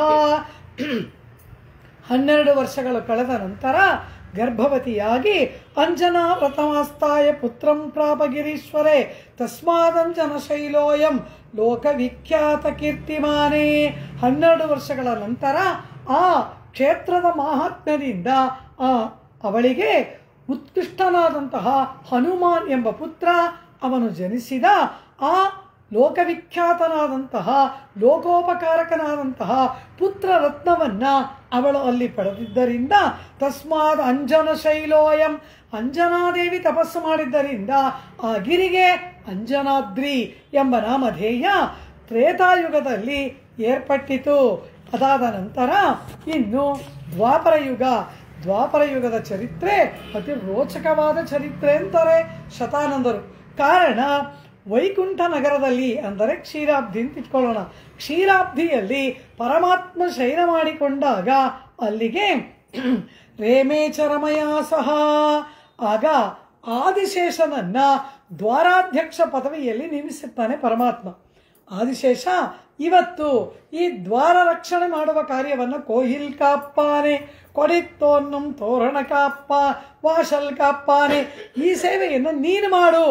ಅವರು ಆ ಆದಿಶೇಷಾದಿಗಳು ತಮ್ಮ ಒಂದು ರೂಪದಿಂದ ಆದಿಶೇಷನಾಗಿರ್ತಾರೆ, ಮತ್ತೊಂದು ಶರೀರದಿಂದ ದ್ವಾರ ರಕ್ಷಕನಾಗಿ ಇರ್ತಾರೆ. ಬಹು ಶರೀರವನ್ನು ಪಡೆದುಕೊಳ್ಳುವ ಸಾಮರ್ಥ್ಯ ಅವರಿಗೆ ಉಂಟಲ್ಲವಾ? ಹಾಗೆ ದ್ವಾರಾಧ್ಯಕ್ಷನಾಗಿ ಪರಮಾತ್ಮ ಆದಿಶೇಷನನ್ನು ನೇಮನ ಮಾಡಿದಾಗ ವಾಯುದೇವರು ಬರ್ತಾರೆ ಪರಮಾತ್ಮನ ದರ್ಶನಕ್ಕೆ. ನಾನು ಈಗಲೇ ಪರಮಾತ್ಮನ ದರ್ಶನ ಮಾಡಬೇಕು ಅಂತಾರೆ. ಸಾಧ್ಯವಿಲ್ಲ. ಪರಮಾತ್ಮ ಶಯನ ಮಾಡಿಕೊಂಡಿದ್ದಾನೆ, ಅವನ ಅನುಮತಿ ಇಲ್ಲದೆ ಪರಮಾತ್ಮನ ದರ್ಶನವಿಲ್ಲ ಎಂದಾಗ ವಾಯುವಿಗೂ ಆದಿಶೇಷನಿಗೂ ದೊಡ್ಡ ವಾಗ್ಯುದ್ಧವೇ ನಡೆಯುತ್ತೆ. ಕೊನೆಗೆ ಪರಮಾತ್ಮ ಬಂದು ಶೇಷ ಅನುಮತಿಸದೆ ಹೋದಾಗ ಆದಿಶೇಷನಿಗೂ ವಾಯುವಿಗೂ ದೊಡ್ಡ ವಾಗ್ವಾದ ಏರ್ಪಡುವಾಗ ಪರಮಾತ್ಮನೇ ಹೊರಗೆ ಬಂದು ಏನಾಯಿತು ಅಂತ ಕೇಳ್ತಾನೆ. ಕೊನೆಗೆ ಪರಮಾತ್ಮ ಹೇಳ್ತಾನೆ, ನಿಮ್ಮಿಬ್ಬರಲ್ಲಿ ಯಾರು ಬಲಶಾಲಿಯೋ ಅವ್ರ ಮಾತಿನ ಹಾಗೆ ನಾನು ನಡ್ಕೋತೀನಿ ಅಂತಾನೆ. ಎಂತಹ ಪರಮಾತ್ಮನ ಲೀಲಾ ವಿಲಾಸ ಇದೆಲ್ಲ. ಲೀಲಾ ವಿಭೂತಿಯಲ್ಲಿ ಪರಮಾತ್ಮನ ಲೀಲೆ. ಆಗ ಏನು ಮಾಡಬೇಕು ಅಂತ ಹೇಳ್ತಾರೆ ಮೇರುನಂದನ, ಮೇರು ಪರ್ವತದ ಮಗನಂತೆ ಇನ್ನೊಂದು ಪರ್ವತ. ಅದು ಯಾವುದು? ಇದೇ ವೃಷಭಾಚಲ. ಈ ವೃಷಭಾಚಲ ಮೇರುವಿನ ಪುತ್ರ. ಆ ಮೇರುನಂದನಗಿರಿ ಎಂಬುದನ್ನು ಈ ಆದಿಶೇಷ ಗಟ್ಟಿಯಾಗಿ ಸುತ್ತಿ ಹಿಡೀಲಿ. ವಾಯು ಅದನ್ನು ಎತ್ಕೊಂಡು ಎಲ್ಲಿ ಹೋಗೋಕ್ಕಾಗತ್ತೆ ನೋಡೋಣ ಅಂತಾರೆ. ಎಷ್ಟು ವಾಯು ಪ್ರಯತ್ನ ಪಟ್ಟರು ಆ ಪರ್ವತವನ್ನು ಈ ಆದಿಶೇಷ ಸುತ್ತಿದಾಗ ಸ್ವಲ್ಪ ಕೂಡ ಅಲುಗಾಡಿಸುವುದಕ್ಕೆ ಸಾಧ್ಯವಾಗೋಲ್ಲ. ವಾಯು ಸೋಲುವ ಪರಿಸ್ಥಿತಿ. ಆಗ ದೇವತೆಗಳು ಬಂದು ಆದಿಶೇಷನನ್ನು ಪ್ರಾರ್ಥನೆ ಮಾಡ್ತಾರೆ, ಇನ್ನು ಈ ಸ್ಪರ್ಧೆ ಇಲ್ಲಿಗೆ ನಿಲ್ಲಲಿ, ಈಗ ಬೇಡ ಸಾಕು ಎಂಬುದಾಗಿ ಪರಮಾತ್ಮ ಹೇಳ್ತಾನೆ. ಆದಿಶೇಷ, ಇನ್ನು ನಿನ್ನ ಪೌರುಷವನ್ನು ಕಡಿಮೆ ಮಾಡು, ನಿನ್ನ ಬಲವನ್ನು ನಾನು ಬಲ್ಲವನು. ಇದನ್ನೇ ಕೊಂಡಾಡ್ತಾರೆ ಸ್ವಾಮಿ ಆಳವಂದ ತಮ್ಮ ಸ್ತೋತ್ರ ರತ್ನದಲ್ಲಿ ಹೇಳ್ತಾರೆ. ತಯಾ ಸಹಾಸಿ ನಮನಂತ ಭೋಗಿನಿ ಪ್ರಕೃಷ್ಟ ವಿಜ್ಞಾನ ಬಲೈಕಧಾಮನಿ. ಆದಿಶೇಷನನ್ನು ಕೊಂಡಾಡ್ತಾರೆ. ಪ್ರಕೃಷ್ಟ ವಿಜ್ಞಾನ, ಜ್ಞಾನದಲ್ಲೂ ಬಲದಲ್ಲೂ ಆದಿಶೇಷನಿಗೆ ಸಮಾನನಾದವರು ಮತ್ತೊಬ್ಬರಿಲ್ಲ. ಪ್ರಕೃಷ್ಟ ವಿಜ್ಞಾನ ಬಲೈಕ ಧಾಮನಿ ಫಣಾಮಣಿವ್ರಾತ ಮಯೂಖ ಮಂಡಲ ಪ್ರಕಾಶ ಮಹನೋಜ್ವಲ ದಿವ್ಯಧಾಮನಿ. ಕೊಂಡಾಡ್ತಾರೆ ಆದಿಶೇಷನನ್ನ ಸ್ತೋತ್ರ ರತ್ನದಲ್ಲಿ ಸ್ವಾಮಿ ಆಳವಂದಾರ್. ಆ ರೀತಿ ಆ ಆದಿಶೇಷ ಪರಮಾತ್ಮನ ಆಜ್ಞೆಯಿಂದ ಆ ಪರ್ವತವನ್ನು ಸುತ್ತಿಕೊಂಡ ತನ್ನ ಬಲವನ್ನ ಕಡಿಮೆ ಮಾಡಿದಾಗ ಆಗ ಏನಾಯಿತು? ಆ ವಾಯು ಆ ಪರ್ವತವನ್ನು ತೆಗೆದುಕೊಂಡು ಬಂದು ಸುವರ್ಣಮುಖರಿ ನದಿ ತೀರದಲ್ಲಿ ಹಾಕ್ತಾನೆ. ಆಗ ವಾಯುವಿಗೆ ಆ ಪರ್ವತವನ್ನು ಎತ್ತುವುದಕ್ಕೆ ಸಾಧ್ಯವಾಗುತ್ತದೆ. ಹಾಗೆ ಅನುಮತಿಯನ್ನು ಪಡೆದುಕೊಂಡಂತಹ ತತಃ ಪ್ರಕುರ್ವತೋ ವೇಗಂ ಮಾರುತಸ್ಯ ಮಹಾತ್ಮನಃ ಯೋಜನಾನ್ಯತಿ ಲಕ್ಷಾಣಿ ದಕ್ಷಿಣಾಭಿಮುಖೋಯಯೌ. ದಕ್ಷಿಣಾಭಿಮುಖವಾಗಿ ಆ ಮೇರುನಂದನಗಿರಿಯನ್ನು ತೆಗೆದುಕೊಂಡು ಬಂದು ಸ್ವರ್ಣಮುಖ್ಯ ಮಹಾನದ್ಯ ಸ್ವರ್ಣಮುಖರಿ ಎಂಬತಕ್ಕಂತಹ ಮಹಾನದಿಯ ತೀರದಲ್ಲಿ ಸ್ಥಾಪಯಾಮಾಸ ರಾಜೇಂದ್ರ ಗಿರಿರಾಜಂ ಪ್ರಪನ್ನಗಂ. ಆ ರೀತಿ ಆ ಪರ್ವತವನ್ನ ಆ ಸ್ವರ್ಣಮುಖಿ ನದಿ ತೀರದಲ್ಲಿ ಆ ಪರ್ವತವನ್ನ ಸ್ಥಾಪನೆ ಮಾಡ್ತಾನೆ. ಹಾಗೆ ಶೇಷನಿಂದ ಆವರಿಸಲ್ಪಟ್ಟು ಹಿಡಿಯಲ್ಪಟ್ಟದ್ದರಿಂದ ಆ ಕಾಲದಲ್ಲಿ ಆ ಯುಗದಲ್ಲಿ ಆ ಒಂದು ಪರ್ವತಕ್ಕೆ ಶೇಷಾಚಲ ಎಂಬ ನಾಮ ಏರ್ಪಡ್ತು. ವೃಷಭಾಚಲ ಕೃತಯುಗದಲ್ಲಿ, ಅಂಜನಾಚಲ ತ್ರೇತಾಯುಗದಲ್ಲಿ, ಶೇಷಾಚಲ ದ್ವಾಪರ ಯುಗದಲ್ಲಿ. ಈ ರೀತಿ ಈ 3 ವಿಧವಾದ ನಾಮಗಳು ಆ ಗಿರಿಗೆ ಏರ್ಪಟ್ಟಿತು. ಶೇಷ ನಿಮಿತ್ತೇನ ಶೇಷಾಚಲಮಿದಂ ವಿದುಹು. ಶೇಷನ ನಿಮಿತ್ತದಿಂದ ಕಾರಣದಿಂದ ಶೇಷಾಚಲ ಎಂಬ ಹೆಸರು ಆ ಗಿರಿಗೆ ಏರ್ಪಟ್ಟಿತು. ಅನಂತರ ಕಲೌ ವೆಂಕಟಾಚಲ ಇತಿ ಸ್ಮೃತಃ. ಕಲಿಯುಗದಲ್ಲಿ ವೆಂಕಟಾಚಲ ಎಂಬ ನಾಮ ಅದೇ ಗಿರಿಗೆ ಏರ್ಪಟ್ಟಿತು ಅಂತಾರೆ ಶತಾನಂದ ಮುನಿವರಿಯರು. ಆಗ ಆ ಜನಕ ಮಹಾರಾಜ ಕೇಳ್ತಾನೆ, ನನಗೆ ಅತ್ಯಂತ ಆಸಕ್ತಿ ಏರ್ಪಟ್ಟಿದೆ, ಪರಮ ಆರ್ತಿ ಮನದಲ್ಲಿ ಮೂಡ್ತಾ ಇದೆ. ಆ ವೆಂಕಟಾಚಲ ಮಹಾತ್ಮ್ಯವನ್ನ, ಅದಕ್ಕೆ ಆ ನಾಮ ಬರುವುದಕ್ಕೆ ಕಾರಣವನ್ನ, ಆ ಎಲ್ಲ ವೈಭವವನ್ನ ಒಂದು ಬಿಡದಂತೆ ತಾವು ಹೇಳಬೇಕು ಎಂಬುದಾಗಿ ಪ್ರಾರ್ಥನೆ ಮಾಡಿದಾಗ ಕಲವು ವೆಂಕಟಾಚಲ ಇದಿ ನಾಮ ಎಂಬುದಾಗಿ ಹೇಳ್ತಾ ಆ ವೆಂಕಟಾಚಲ ನಾಮ ಬರುವ ಚರಿತ್ರೆಯನ್ನು ಹೇಳ್ತಾರೆ. ಎಲ್ಲ ಪುರಾಣಗಳಲ್ಲಿ ಇದನ್ನು ವಿಸ್ತಾರವಾಗಿ ಹೇಳಲಾಗಿದೆ. ಆದರೆ ಅಷ್ಟೇ ವಿಸ್ತಾರವಾಗಿ ಹೇಳೋಕೆ ನಮಗೆ ಸಮಯ ಇಲ್ಲ. ಕಾರಣ ಏನು ಅಂದರೆ ಅವನು ಬೇಗ ಮದುವೆ ಮಾಡ್ಕೋಬೇಕು ಅಂತ ಇದೆ. ವಿವಾಹ ವೈಭವವನ್ನು ನಾವು ಹೇಳಬೇಕು. ಈ ವೆಂಕಟಾಚಲ ಮಹಾತ್ಮ್ಯಕ್ಕಿಂತ ಶ್ರೀನಿವಾಸ ಕಲ್ಯಾಣ ವೈಭವವನ್ನು ನಾವು ಹೇಳಬೇಕು. ಅವನು ಮದುಮಗನಾಗೋದಕ್ಕೆ ಅವನಿಗೆ ಬಹಳ ಕಾತರ. ಆದ್ದರಿಂದ ಆ ಒಂದು ಸಂಕ್ಷೇಪವಾಗಿ ವೆಂಕಟಾಚಲ ವೃತ್ತಾಂತವನ್ನು ಅನುಭವಿಸೋಣ. ಪುರಾ ಪುರಂದರೋ ನಾಮ ಸೋಮಯಾಜಿ ದೃಢವ್ರತಂ. ಹಿಂದೆ ಒಂದು ಕಾಲದಲ್ಲಿ ಪುರಂದರ ಎಂಬತಕ್ಕಂತಹ ಹೆಸರನ್ನು ಉಳ್ಳವನು ಸೋಮಯಾಗವನ್ನು ಮಾಡ್ತಾ ಇದ್ದ. ಪ್ರತಿನಿತ್ಯ ಸೋಮಯಾಗವನ್ನು ಮಾಡುವುದರಲ್ಲಿ ನಿಷ್ಠನಾದವನು, ದೃಢವ್ರತಃ. ಆ ಇಂದ್ರಿಯಗಳನ್ನು ಅಂಕೆಯಲ್ಲಿ ಇಟ್ಟುಕೊಂಡು ಜಿತೇಂದ್ರಿಯನಾಗಿ ಅವನು ಸೋಮಯಾಗವನ್ನು ಮಾಡ್ತಾ ಇದ್ದ. ಕಾಳಹಸ್ತಾಖ್ಯ ನಗರ, ಕಾಳಹಸ್ತಿ ನಗರ, ಕಾಳಹಸ್ತಿ ಅಂತ ಪಕ್ಕದಲ್ಲಿ ಇದೆಯಲ್ಲ, ಆ ಕಾಳಹಸ್ತಿ ನಗರದಲ್ಲಿ ಅವನು ಆ ಸತ್ಯವಾಕ್ಯನಾಗಿ ಇದ್ದಂತಹ ಆ ಬ್ರಾಹ್ಮಣ ಕಾಳಹಸ್ತಿಯಲ್ಲಿ ಈ ಯಾಗವನ್ನು ಮಾಡ್ತಾ ಇದ್ದ. ಇವನು ಅತ್ಯಂತ ನಿಷ್ಠಾವಂತನಾದ ಬ್ರಾಹ್ಮಣ. ಇವನಿಗೆ ಮಾಧವ ಅಂತ ಒಬ್ಬ ಪುತ್ರ. ಆ ಮಾಧವನ ಪತ್ನಿ ಚಂದ್ರಲೇಖ ಅಂತ ಅಪ್ರತಿಮ ಸುಂದರಿ. ಅವಳು ಮಹಾಪತಿವ್ರತೆ. ಈ ಮಾಧವನು ಕೂಡ ಒಳ್ಳೆಯ ಸತ್ಪುತ್ರನಾಗಿ ಇದ್ದ. ಯಜ್ಞಯಾಗಗಳನ್ನು ಮಾಡ್ತಾ ಒಳ್ಳೆಯ ವೇದ ಪಾರಂಗತನಾಗಿ, ಒಳ್ಳೆಯ ಯಜ್ಞಯಾಗಗಳನ್ನು ಮಾಡುವವನಾಗಿ, ತಂದೆಗೆ ವಶನಾಗಿ, ಸರ್ವೋತ್ಕೃಷ್ಟ ಬ್ರಾಹ್ಮಣನಾಗಿ ಇದ್ದ ಈ ಮಾಧವ ಪುರಂದರನ ಪುತ್ರ. ಆದರೆ ಒಂದು ದಿನ ಏನಾಯಿತು, ಸಾಯಂಕಾಲ ಸೂರ್ಯಾಸ್ತಮದ ವೇಳೆಯಲ್ಲಿ ಪತ್ನಿಯೊಡನೆ ಇರಬೇಕು ಅನ್ನೋ ಆಸೆ ಬಂದ್ಬಿಡ್ತು. ಪತ್ನಿಯ ಬಳಿಗೆ ಹೋಗಿ ಕೇಳ್ತಾನೆ, ನಿನ್ನ ಸಂಘ ನನಗೆ ಬೇಕು ಅಂತ. ಅವಳು ಹೇಳ್ತಾಳೆ, ಕೂಡುದು. ಮುಸ್ಸಂಜೆಯ ವೇಳೆಯಲ್ಲಿ ಪತಿ ಪತ್ನಿಯರ ಸಮಾಗಮ ಕೂಡೋದು, ಸ್ತ್ರೀ ಪುರುಷ ಸಮಾಗಮ ಕೂಡೋದು. ಕಾರಣ ಅದು ಆಸುರಿ ವೇಳೆ. ಆಸುರಿ ವೇಳೆಯಲ್ಲಿ ಅದು ಕೂಡದು ಎಂಬುದಾಗಿ ಶಾಸ್ತ್ರ ಹೇಳ್ತಾ ಇದೆ. ಕಾರಣ ಆಸುರ ರಾಕ್ಷಸ ಗುಣಗಳ ಉಳ್ಳಂತಹ ಸಂತತಿ ಪ್ರಾಪ್ತವಾಗುತ್ತೆ, ಲೋಕ ಕಂಟಕವಾಗುತ್ತೆ, ಶಾಸ್ತ್ರ ನಿಷಿದ್ಧ ಕೂಡದು. ಶರೀರಮಸ್ತಿ ಮಾಂಸಾಧ್ಯೈ ಪೂರಿತಂ ಪುರುಷರ್ಷಭ ಶರೀರೇಣ ಶರೀರಸ್ಯ ಸಂಗಮಃ ಸಾಧ್ವ ಸಮ್ಮತಃ ತತ್ರಾಪಿ ದಿವಸ ಕ್ರೀಡಾಂ ಅಯುಕ್ತ ಮುನಯೋ ವಿದುಹು. ಹಗಲಿನಲ್ಲಾಗಲಿ ಮುಸ್ಸಂಜೆಯ ವೇಳೆಯಲ್ಲಾಗಲಿ ಕೂಡದು, ನಾನಿದಕ್ಕೆ ಒಪ್ಪಲಾರೆ ಅಂತ ಹೇಳಿ ಅವಳು ಅವನಿಗೆ ಅವಕಾಶವನ್ನೇ ಕೊಡೋದಿಲ್ಲ. ಈಗ ಅವಳ ಮೇಲಿನ ಆಸೆಯಿಂದ ಅದೇ ರೀತಿಯಾಗಿ ಅವಳ ಧ್ಯಾನದಲ್ಲೇ ಸ್ತ್ರೀ ಸಂಘ ಬೇಕು ಎಂಬತಕ್ಕಂತಹ ಅಪೇಕ್ಷೆಯಿಂದಲೇ ಈ ಮಾಧವ ಮನೆಯಿಂದ ಹೊರಗೆ ಹೊರಡ್ತಾನೆ. ಸರಿ, ಜಲಾನಯನವನ್ನು ಮಾಡಿಕೊಂಡು ಸಂಧ್ಯಾವಂದನೆ ಇತ್ಯಾದಿ ಕರ್ಮಗಳನ್ನು ಮಾಡೋಣ ಅಂತ ಹೇಳಿ ಆ ಜಲಾನಯನ ಮಾಡುವುದಕ್ಕಾಗಿ ಆ ನದಿಗೆ ಮಾರ್ಗವಾಗಿ ಹೋಗ್ತಾ ಅಲ್ಲಿಂದ ಸ್ನಾನಾದಿಗಳನ್ನು ಮಾಡಿಕೊಂಡು ತೀರ್ಥವನ್ನು ತೆಗೆದುಕೊಂಡು ಬಂದು ಯಜ್ಞಯಾಗಾದಿ ಕಾರ್ಯವನ್ನು ಮಾಡಬೇಕಲ್ಲ, ನಿತ್ಯ ಅನುಷ್ಠಾನ. ಅದಕ್ಕಾಗಿ ಅವನು ಹೋಗುವ ಮಾರ್ಗ ಮಧ್ಯದಲ್ಲಿ ಕುಂತಳ ಎಂಬ ಒಬ್ಬ ಚಂಡಾಳ ಕನ್ಯೆಯನ್ನು ನೋಡ್ತಾನೆ. ಅವಳನ್ನು ನೋಡಿದ ಕೂಡಲೇ ಅವಳ ಜೊತೆ ಸೇರಲೇಬೇಕು ಎಂಬ ಆಸೆ ಅಧಿಕವಾಗಿಬಿಡುತ್ತೆ. ಅವಳ ಬಳಿಯಲ್ಲಿ ಹೋಗಿ ಅವಳನ್ನು ಕೇಳ್ತಾನೆ, ಅವಳ ಕುಲ ಗೋತ್ರವನ್ನೆಲ್ಲ ವಿಚಾರಿಸ್ತಾನೆ. ಅವಳು ಹೇಳ್ತಾಳೆ, ನಾನು ಚಂಡಾಳ ಕನ್ಯೆ ಅಂತ. ಅವಳನ್ನು ಬೇಡಿಕೊಳ್ತಾನೆ, ನೀ ನನಗೆ ಬೇಕೇ ಬೇಕು ಅಂತ ಕೇಳ್ತಾನೆ. ಅವಳು ಹೇಳ್ತಾಳೆ, ಕೂಡದು ಕೂಡದು, ಕಾರಣ ಮಾ ಸ್ಪೃಶಾದ್ಯ ಮಹೀದೇವ ಪಾಪಿನೀಂ ವ್ಯಭಿಚಾರಿಣಿ. ನಾನು ವ್ಯಭಿಚಾರಿಣಿ, ಪಾಪಿಷ್ಠಳು. ಮಹೀದೇವ ಭೂಮಂಡಲಕ್ಕೆ ರಾಜನಾಗಿ ಇರ್ತಕ್ಕಂತಹವರು, ಭೂಸುರರಾಗಿ ಇರುವವರು ಬ್ರಾಹ್ಮಣೋತ್ತಮರು.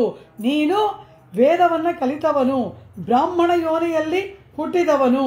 ಅದಕ್ಕೆ ಮೇಲೆ ವೇದಪೂತವಾದ ಶರೀರ ನಿನ್ನದು. ನಿನ್ನ ತಂದೆ ಷೋಡಶ ಸಂಸ್ಕಾರಗಳನ್ನು ಮಾಡಿಕೊಂಡು ಸೀಮಂತ ಪುಂಸವನ ಮುಂತಾದಿಗಳನ್ನು ಮಾಡಿ ನಿನ್ನನ್ನು ಪಡೆದುಕೊಂಡಿದ್ದಾನೆ. ವೇದಪೂತಂ ಗರ್ಭಾಧಾನ ಇತ್ಯಾದಿ ಷೋಡಶ ಸಂಸ್ಕಾರಗಳಿಂದ ಹುಟ್ಟಿದವನು ನೀನು. ನೀನು ಕೂಡ ಷೋಡಶ ಸಂಸ್ಕಾರಗಳಿಂದ ಮಾಡಿದ್ದೀಯಾ. ಅದ ನಂತರ ಪಿತ್ರ ಜಾತಕರ್ಮ ನಾಮಕರಣಾದಿಗಳನ್ನು ಮಾಡಿ ನಿನ್ನ ಶರೀರ ಪರಮ ಪವಿತ್ರವಾದದ್ದಾಗಿದೆ. ಅನ್ನಪ್ರಾಶನ ಚೌಳಾದಿ ಎಲ್ಲವೂ ಕೂಡ ನಿನ್ನ ತಂದೆ ನಿನಗೆ ನಡೆಸಿದ್ದಾನೆ. ಹೀಗೆ ಅಗ್ನಿಸಾಕ್ಷಿಕವಾಗಿ ಷೋಡಶ ಕರ್ಮಗಳನ್ನು ಮಾಡಿಕೊಂಡು ಪರಮ ಪವಿತ್ರವಾಗಿ ಇರ್ತಕ್ಕಂತಹ ವೇದಾಧ್ಯಯನವನ್ನು ಮಾಡಿ ನಿತ್ಯ ಅಗ್ನಿಹೋತ್ರವನ್ನು ಮಾಡ್ತಾ ಇರ್ತಕ್ಕಂತಹ ಷೋಡಶ ಸಂಸ್ಕಾರ ಪೂರ್ಣನಾದ ಪರಮ ಪವಿತ್ರವಾದ ಅಗ್ನಿಯಂತೆ ತೇಜೋಮಯವಾದ ಈ ಶರೀರದಿಂದ ನನ್ನನ್ನು ಸ್ಪರ್ಶಿಸಬೇಡ, ಕೂಡದು, ಇದು ನಿನಗೆ ಶಾಸ್ತ್ರಸಮ್ಮತವಲ್ಲ, ಕೂಡದು ಎಂಬುದಾಗಿ ಹೇಳಿದಾಗ ಅವಳು ಹೇಳ್ತಾಳೆ, ನೀನು ಹರಿಕಥೆಗಳನ್ನು ಕೇಳಿ ನಿನ್ನ ಕಿವಿ ಪವಿತ್ರವಾಗಿದೆ. ಹರಿಯ ಚರಣಾರವಿಂದಗಳಿಗೆ ಸಮರ್ಪಿಸಿದ ತುಳಸಿ ದಳವನ್ನು ಅಘ್ರಾಣಿಸಿ ನಿನ್ನ ನಾಸಿಕ ಪವಿತ್ರವಾಗಿದೆ. ಹರಿಗೆ ಅರ್ಪಿಸಿದ ಸುಗಂಧವನ್ನು ಶರೀರದಲ್ಲಿ ಲೇಪಿಸಿಕೊಂಡು ಇಡೀ ನಿನ್ನ ಶರೀರ ಪರಮ ಪಾವನವಾಗಿದೆ. ಹರಿಗೆ ಸಮರ್ಪಣೆ ಮಾಡಿದ ಪ್ರಸಾದವನ್ನು ನೀನು ಸ್ವೀಕಾರ ಮಾಡಿ ಪಾವಿತ ಜಠರಂ ತವ, ನಿನ್ನ ಆ ಉದರ ಪರಮ ಪವಿತ್ರವಾಗಿದೆ. ವಾಸುದೇವಾರ್ಪಿತ ಅನ್ನೇನ ಪವಿತ್ರಂ ಪುರುಷರ್ಷಭ. ಈ ರೀತಿ ಭಗವದಾರಾಧನೆಯಿಂದ ಪರಮ ಪವಿತ್ರವಾದಂತಹ ಆ ನಿನ್ನ ಕೃಷ್ಣಾರ್ಚನೆಯನ್ನು ಮಾಡ್ತಕ್ಕಂತಹ ಆ ನಿನ್ನ ಕೈಗಳಿಂದ ನನ್ನನ್ನು ಮುಟ್ಟಬೇಡ, ನನ್ನ ಹೆಸರು ಹೇಳಬೇಡ ಎಂಬುದಾಗಿ ಅವಳು ದೂರ ಸರಿತಾಳೆ. ಇವನು ಕೇಳದೇ ಇಲ್ಲ, ನೀನೇ ನನಗೆ ಈಗ ಎಲ್ಲವೂ ಕೂಡ, ನೀನು ಅಪರಿಮಿತವಾದ ಸುಂದರಿ, ನೀನು ಅವಳು ತನ್ನನ್ನು ವರ್ಣಿಸ್ಕೊಳ್ತಾಳೆ. ಆ ಎಲ್ಲ ಮನುಷ್ಯ ಮಾಂಸವನ್ನು, ಕಂಡ ಪ್ರಾಣಿಗಳ ಮಾಂಸವನ್ನು ತಿಂದು ಸುರಮಾಂಸಾಶನೇನೈವ ಜಠರೇ ಗುಲ್ಮಮಾಗತಂ, ನನ್ನ ಹೊಟ್ಟೆ ಕಲ್ಲಿನಂತೆ ಆಗಿದೆ. ವ್ಯಭಿಚಾರ ಕಥಾಲಾಪಾತ್, ವ್ಯಭಿಚಾರದ ಕಥೆಗಳನ್ನು ಕೇಳಿ ಕೇಳಿ ನನ್ನ ಕಿವಿಗಳು ಅಸಖ್ಯಕರವಾದ ಸ್ಥಿತಿಯನ್ನು ತಲುಪಿದೆ. ಅವಾಚ್ಯವಾದ ಮಾತುಗಳನ್ನು ಆಡಿ ಆಡಿ ನನ್ನ ನಾಲಿಗೆ ಸುಟ್ಟು ಹೋಗಿಬಿಟ್ಟಿದೆ. ಇದೇ ರೀತಿ ಜಾರದ ಗೃಹವನ್ನು ಹುಡುಕಿಕೊಂಡು ಹೋಗಿ ಹೋಗಿ ಹೋಗಿ ನನ್ನ ಕಾಲುಗಳು ಮನಸ್ಸು ಪಾಷಾಣದಂತೆ ಆಗಿಬಿಟ್ಟಿದೆ. ಇಂತಹ ಈ ನನ್ನ ಈ ಕರಗಳು ಯಮದಂಡದಂತ ಆಗತ್ತೆ, ನಿನಗೆ ಬೇಡ ನನ್ನ ಸಹವಾಸ ಅಂತ ಎಷ್ಟೇ ಹೇಳ್ತಾಳೆ. ಅವನು ಕೇಳೋದೇ ಇಲ್ಲ. ಆ ಪರಮಾತ್ಮನ ಕೃಪೆಯಿಂದಲೇ ನೀನು ನನ್ನ ಕಣ್ಣಿಗೆ ಬಿದ್ದಿದೀಯಾ ಅಂತಾನೆ. ಅವನ ಕೃಪೆಯಿಂದಲೇ ನೀನು ನನಗೆ ಈಗ ಲಭ್ಯಳಾಗಿದೆಯೇ. ಈಗ ನನಗಿರುವುದು ಇನ್ಯಾವುದೂ ಪುರುಷಾರ್ಥವಲ್ಲ. ದೈವಯೋಗೇನ ಹರೇ ಪ್ರಸಾದಾತ್ ಪುಣ್ಯೇನ ಲಭ್ಯ. ಹರಿಯ ಕೃಪೆಯಿಂದ, ಹರಿಯ ಪ್ರಸಾದದಿಂದ, ದೈವಯೋಗದಿಂದ ನೀ ನನಗೆ ಸಿಕ್ಕಿದೀಯ ಅಂತ. ಪುರುಷಾರ್ಥ ಹೇತು ಬಲಾತ್ಕಾರೇಣ ಸಂಗ್ರಹ್ಯ ಬುಭುಜೆ ಹೀಗೆಲ್ಲ ಹೇಳಿ ಅವಳು ಎಷ್ಟೇ ನಿವಾರಣೆ ಮಾಡಿದ್ರೂ ಕೂಡ ಕೇಳದೆ ಅವಳನ್ನು ಬಲಾತ್ಕಾರ ಮಾಡಿ ಅವಳನ್ನು ಅನುಭವಿಸ್ತಾನೆ ಈ ಮಾಧವ ಎಂಬ ಸರ್ವೋತ್ಕೃಷ್ಟನಾದ ಬ್ರಾಹ್ಮಣ. ಅನುಭವಿಸಿದನ. ಆಗ ಅವಳು ಹೇಳ್ತಾಳೆ, ಎಲೈ ಬ್ರಾಹ್ಮಣೋತ್ತಮ, ಇನ್ನು ನೀನು ಹಾಗೆ ಕರೆಯುವಂತಿಲ್ಲ, ಈಗ ನೀನು ಚಂಡಾಳನಾದೆ. ನನ್ನ ಸಹವಾಸದಿಂದ ನಿನಗೆ ಬ್ರಾಹ್ಮಣ್ಯ ಹೋಯಿತು, ನಿನ್ನ ಬ್ರಾಹ್ಮಣ್ಯ ಲುಪ್ತವಾಯಿತು, ಈಗ ನೀನು ಚಂಡಾಳ. ಯಜ್ಞಸೂತ್ರವನ್ನ ತೆಗೆದು ಎಸೆ, ನಿನ್ನ ಶಿಖೆಯನ್ನು ವಿಸರ್ಜನೆ ಮಾಡಿ ಮುಂಡನ ಮಾಡಿಕೋ, ಗೋಮಾಂಸವನ್ನ ಭಕ್ಷಿಸು, ಮದ್ಯವನ್ನ ಕುಡಿ ಎಂದ. ಅವಳ ಮೇಲಿನ ಕಾಮದಿಂದ ಅವಳು ಹೇಳಿದ್ದೆಲ್ಲ ಮಾಡ್ತಾನೆ. ಶಿಖೆ ಇಲ್ಲದೆ ಹೋದರೆ ಬ್ರಾಹ್ಮಣ್ಯ ಇಲ್ಲ ಅಂತ ಇದರಿಂದ ಗೊತ್ತಾಗುತ್ತೆ. ಗೋಮಾಂಸ ತಿಂದರೆ ಬ್ರಾಹ್ಮಣ್ಯ ಹೋಗುತ್ತೆ ಅಂತ ಗೊತ್ತಾಗುತ್ತೆ. ಮಧುಪಾನ ಮಾಡಿದ್ರೆ ಬ್ರಾಹ್ಮಣ್ಯ ಹೋಯ್ತು ಅಂತ ಇಲ್ಲೆಲ್ಲ ಹೇಳ್ತಾ ಇದ್ದಾಳೆ. ಬ್ರಾಹ್ಮಣ್ಯ ಹೋಗೋದಕ್ಕೆ ಏನೇನು ಬೇಕೋ ಅದೆಲ್ಲ ಇವಳು ಮಾಡಿಸ್ತಾ ಇದ್ದಾಳೆ. ಯಜ್ಞೋಪವೀತವನ್ನು ತೆಗೆದುಬಿಡು, ಗೋಮಾಂಸವನ್ನು ಭಕ್ಷಿಸು, ಮಧುಪಾನವನ್ನು ಮಾಡು ಎಂಬುದಾಗಿ ಹೇಳಿ ಈ ರೀತಿ ಅವಳು ಹೇಳಿದಾಗೆಲ್ಲ ನಡ್ಕೊಂಡು 12 ವರ್ಷಗಳ ಕಾಲ ಕೃಷ್ಣವೇಣಿ ನದಿ ತೀರದಲ್ಲಿ ಅವಳ ಮೇಲಿನ ಕಾಮದಿಂದ ಹುಚ್ಚಾಗಿ ಅವಳಿಗೆ ದಾಸನಾಗಿ ಅಲಿತಾನೆ. ಸರ್ವೋತ್ಕೃಷ್ಟನಾದ ಬ್ರಾಹ್ಮಣನ ಬ್ರಾಹ್ಮಣ್ಯ ಹೋಯಿತು. ಆಗ ಅವಳಿಗೆ ಮರಣಕಾಲ ಏರ್ಪಟ್ಟು ಆ ಕುಂತಳ ಎಂಬ ಚಂಡಾಳ ಸ್ತ್ರೀ ಮರಣಿಸಿ ಬಿಡ್ತಾಳೆ. ಅವಳು ಮರಣಿಸಿದಾಗ ಇವನಿಗೆ ಮತಿಭ್ರಮಣೆ ಆಗಿಬಿಡುತ್ತೆ, ಹುಚ್ಚನಾಗ್ತಾನೆ. ಅವಳ ಮೇಲಿನ ಕಾಮದಿಂದ ಮೊದಲೇ ಹುಚ್ಚನಾಗಿದ್ದವನು ಈಗ ಅವಳ ಮರಣದಿಂದ ಹುಚ್ಚನಾದ. ಇಲ್ಲಿನ ಮುಂದಿನ ಕಥೆಯನ್ನು ವರಾಹ ಪುರಾಣ ಚೆನ್ನಾಗಿ ವರ್ಣನೆ ಮಾಡುತ್ತೆ. ಇದಿಷ್ಟು ಬ್ರಹ್ಮಾಂಡ ಪುರಾಣದ ಕತೆ. ಮುಂದೆ ವರಾಹ ಪುರಾಣದಲ್ಲಿ ವರ್ಣನೆ ಹೇಳುತ್ತೆ. ಹಾಗೆ ಅವನು ಹುಚ್ಚನಾಗಿ ಆ ನದಿ ತೀರದಲ್ಲಿ ಅಲೆದಾಡ್ತಾ ಇರಬೇಕಾದ್ರೆ ಉತ್ತರದ ದಿಕ್ಕಿನಿಂದ ಹಲವಾರು ರಾಜರುಗಳು ಯಾತ್ರೆ ಹೊರಟು ಅಲ್ಲಿಗೆ ಬರ್ತಾರೆ. ಇವನಿರುವ ಸ್ಥಳಕ್ಕೆ ಬರ್ತಾರೆ. ಆ ದೊಡ್ಡ ರಾಜರ ಒಂದು ಸಮೂಹ ಅಲ್ಲಿಗೆ ಬಂದಾಗ ಇವನು ಹುಚ್ಚನಲ್ಲವ, ಯಾರು ಏನು ಕೊಟ್ಟರೆ ತಿಂತಾನೆ, ಯಾರು ಎಲ್ಲಿಗೆ ಹೋದ್ರೆ ಅವರಿಂದ ಹೋಗ್ತಾ ಇರ್ತಾನೆ. ಆ ರೀತಿ ಆ ರಾಜರುಗಳು ಅವರ ಜೊತೆಯಲ್ಲಿ ಇವನೂ ಬರ್ತಾನೆ. ಅವರು ತಾವು ಏನು ತಿಂತಾರೋ ಅದು ಮಿಕ್ಕಿದ್ದೀನಿ ಇವನಿಗೂ ಕೊಡ್ತಾರೆ. ಅವರು ಹಾಗೇ ಯಾತ್ರೆ ಮಾಡ್ತಾ ಈ ವೃಷಭಾಚಲ ಶೇಷಾಚಲಕ್ಕೆ ಬರ್ತಾರೆ. ಅವರೊಡನೆ ಇವನು ಅವರ ಹಿಂದೆ ಬರ್ತಾನೆ. ಅವರೆಲ್ಲರೂ ಕೂಡ ಅಲ್ಲಿರುವ ಕಪಿಲ ತೀರ್ಥದಲ್ಲಿ ಮಿಂದು ಪಿತೃಶ್ರಾದ್ದವನ್ನು ಮಾಡ್ತಾರೆ. ಇವನು ಕಪಿಲ ತೀರ್ಥದಲ್ಲಿ ಮಿಂದು ಇವನೂ ಕೂಡ ಪಾರ್ವಣ ವಿಧಾನದಿಂದ ಇವನೂ ಶ್ರಾದ್ದ ಮಾಡ್ತಾನೆ. ಅವರೆಲ್ಲ ಮುಂಡನ ಮಾಡಿ ಕೇಶ ಬಿಡ್ತಾರೆ, ಇವನು ಹಾಗೆ ಮಾಡ್ತಾನೆ. ಅವ್ರು ಏನೇನು ಮಾಡ್ತಾರೆ ಅದನ್ನೇ ಮಾಡ್ತಾನೆ. ಇವನಿಗೆ ಅರ್ಪಿಸೋದಕ್ಕೆ ಏನಿದೆ, ಮಣ್ಣಿನಿಂದ ಪಿಂಡವನ್ನು ಮಾಡಿ ಇಡ್ತಾನೆ. ಮೃತ್ಪಿಂಡವನ್ನು ಮಾಡಿ ಪಿತೃದೇವತೆಗಳಿಗೆ ಸಮರ್ಪಣೆಯನ್ನು ಮಾಡ್ತಾನೆ. ಆಗ ಏನು ಹೇಳೋಣ, ಕಿಂ ವರ್ಣಯಾಮ ಪುರುಷೋತ್ತಮಸ್ಯ ಕ್ಷೇತ್ರಸ್ಯ ತೀರ್ಥಸ್ಯ ಚ ಪುಣ್ಯಶಕ್ತಿಂ ಮೃತ್ಪಿಂಡಂಚ ದಾನಾತ್ಪತಿರಶ್ಚ ತಸ್ಯ ಮುಕ್ತಿ ಪ್ರಪನ್ನ ಸುರವೈರಿ ಶಾಸನಾತ್. ಇಷ್ಟೆಲ್ಲ ಮಾಡಿದ ಮೇಲೆ ಆ ರಾಜರ ಸಮೂಹ ಆ ಗಿರಿಯನ್ನು ಹತ್ತಿ ಹೋಗ್ತಾರೆ. ಶೇಷಾಚಲವನ್ನು ಹತ್ತಿ ಅವರೆಲ್ಲರೂ ಕೂಡ ಆ ಪರ್ವತವನ್ನು ಹತ್ತಿದಾಗ ಮಹಾಪಾಪಿಷ್ಠನಾದಂತಹ ಗೋಮಾಂಸ ಭಕ್ಷಣೆ ಮಾಡಿ ಬ್ರಾಹ್ಮಣ್ಯಕ್ಕೆ ಮಹದಪಚಾರ ಮಾಡಿದಂತಹ, ಅಗ್ನಿಗೆ ಅಪಚಾರ ಪಟ್ಟಂತಹ ಈ ಮಾಧವನು ಕೂಡ ಆ ಶೇಷಾಚಲವನ್ನು ಏರುವುದಕ್ಕೆ ಮೊದಲನೆಯ ಆ ಬಂಡೆಯ ಮೇಲೆ ಕಾಲನ್ನು ಇಡ್ತಾನೆ. ಹಾಗೆ ಕಾಲನ್ನು ಇಟ್ಟ ಕೂಡಲೇ ಏನಾಯಿತು ಅಂದರು, ಒಂದು ಮಹಾ ಅದ್ಭುತ ನಡೆಯಿತು ಅಂತಾರೆ ಶತಾನಂದರು. ಭೂಧರ ಸ್ಪರ್ಶ ಮಾತ್ರೇಣ ತದಗಂ ಪರ್ಯಕಂಪತ ಮಾಧವಸ್ಯಾಭವತ್ ಕಾಠ್ಯಂ ಯಥಾ ವೈ ಮಕ್ಷಿಕಾಶಿನಃ ವಮಂ ತಮೇನಂ ಸ್ವಪಾವಂ ಸಮಾವೃಣ್ವನ್ ಸಮಂತತಃ. ನೊಣವನ್ನ ಊಟದಲ್ಲಿ ನುಂಗಿದವನು ಹೇಗೆ ಸಕಲವನ್ನ ಹೊರಗೆ ವಮನ ಮಾಡ್ತಾನೋ ಆ ರೀತಿ ಮಾಧವ ಆ ಶೇಷಾಚಲದ ಒಂದು ಕಲ್ಲಿನ ಮೇಲೆ ಆರೋಹಣ ಮಾಡುವುದಕ್ಕೆ ಪಾದವನ್ನು ಇಟ್ಟ ಕೂಡಲೇ ಅವನಲ್ಲಿದ್ದ ಪಾಪಗಳಷ್ಟೂ ಕೂಡ ಅವನ ಶರೀರದಿಂದ ವಮನಗೊಂಡವು. ಸಮಸ್ತ ಪಾಪಗಳು ಕೂಡ ಹೊರಗೆ ಬಂದ್ಬಿಟ್ವು. ವಮಂ ತಮೇನಂ ಸ್ವಪಾಪಂ ಸಮಾವೃಣ್ವನ್ ಸಮಂತತಃ ತದಂಗಜಾತ ಕೋಪ್ಯಗ್ನಿ. ಯಾವುದೋ ಒಂದು ಅಗ್ನಿ ಅವನ ಶರೀರದಲ್ಲಿ ಉತ್ಪತ್ತಿಯಾಯಿತು.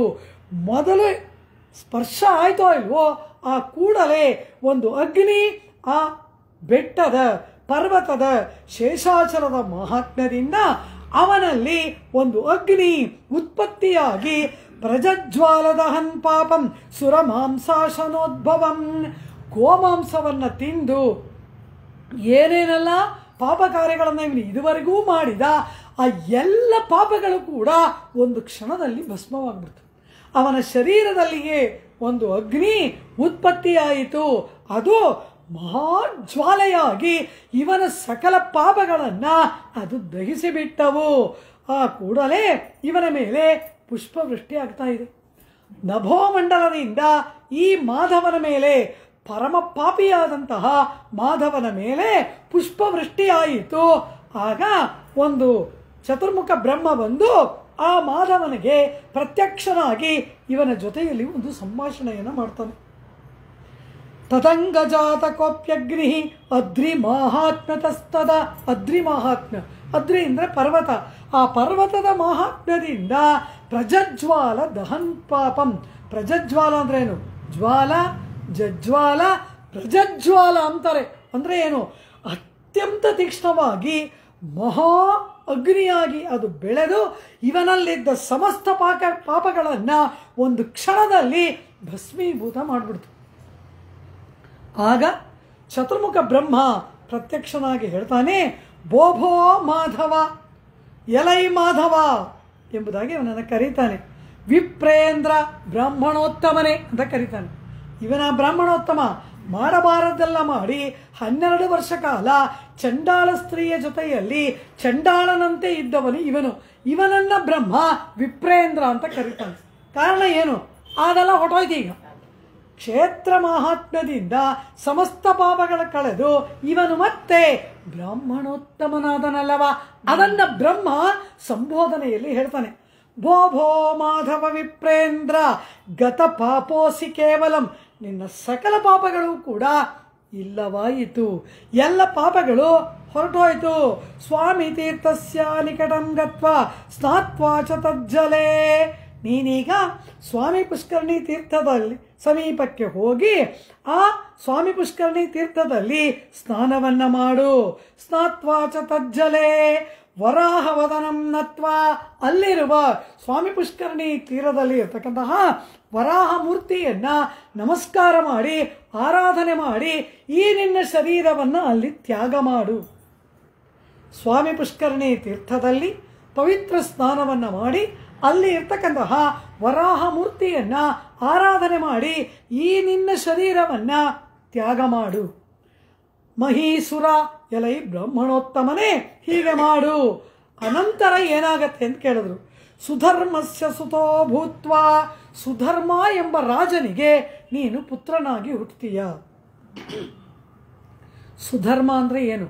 ಒಳ್ಳೆಯ ಧರ್ಮಿಷ್ಠನಾದ, ನನ್ನಲ್ಲಿ ಭಕ್ತಿ ಉಳ್ಳಂತಹ ಹರಿಭಕ್ತನಾಗಿ ಇರ್ತಕ್ಕಂತಹ ಸುಧರ್ಮ ಎಂಬ ರಾಜನಿಗೆ ಸುತೋ ಭೂತ್ವ ಪುತ್ರನಾಗಿ ಹುಟ್ಟುತ್ತೀಯ. ಆಕಾಶನಾಮಾಥ ದಕ್ಷಿಣೆ. ದಕ್ಷಿಣ ದಿಕ್ಕಿನಲ್ಲಿ ಆಕಾಶರಾಜ ಎಂಬ ನಾಮದಿಂದ ನೀನು ಪ್ರಸಿದ್ಧನಾಗ್ತೀಯ. ನಾರಾಯಣಪುರೇ ವೀರ. ಇಲ್ಲೇ ಸಮೀಪದಲ್ಲಿ ಇರುವ ನಾರಾಯಣಪುರದಲ್ಲಿ ತೊಂಡ ದೇಶ ಇದೆ, ಅದಕ್ಕೆ ಅಧಿಪೋಭವ. ಆಕಾಶರಾಜನೆಂಬ ನಾಮದಿಂದ ಪಕ್ಕದಲ್ಲಿ ಇರ್ತಕ್ಕಂತಹ ತೊಂಡ ದೇಶಕ್ಕೆ ಅಧಿಪತಿಯಾಗಿ ಆಗೋ ತೊಂಡಮಾನ್ ಚಕ್ರವರ್ತಿಯಾಗು. ತೊಂಡಮಾನ್ ಚಕ್ರವರ್ತಿ ಎಂಬುದು ಈ ಪರಮಾತ್ಮನಾದ ಶ್ರೀನಿವಾಸನ ಪರಮಭಕ್ತನಾಗಿರುವವನು ತೊಂಡಮಾನ್ ಚಕ್ರವರ್ತಿ.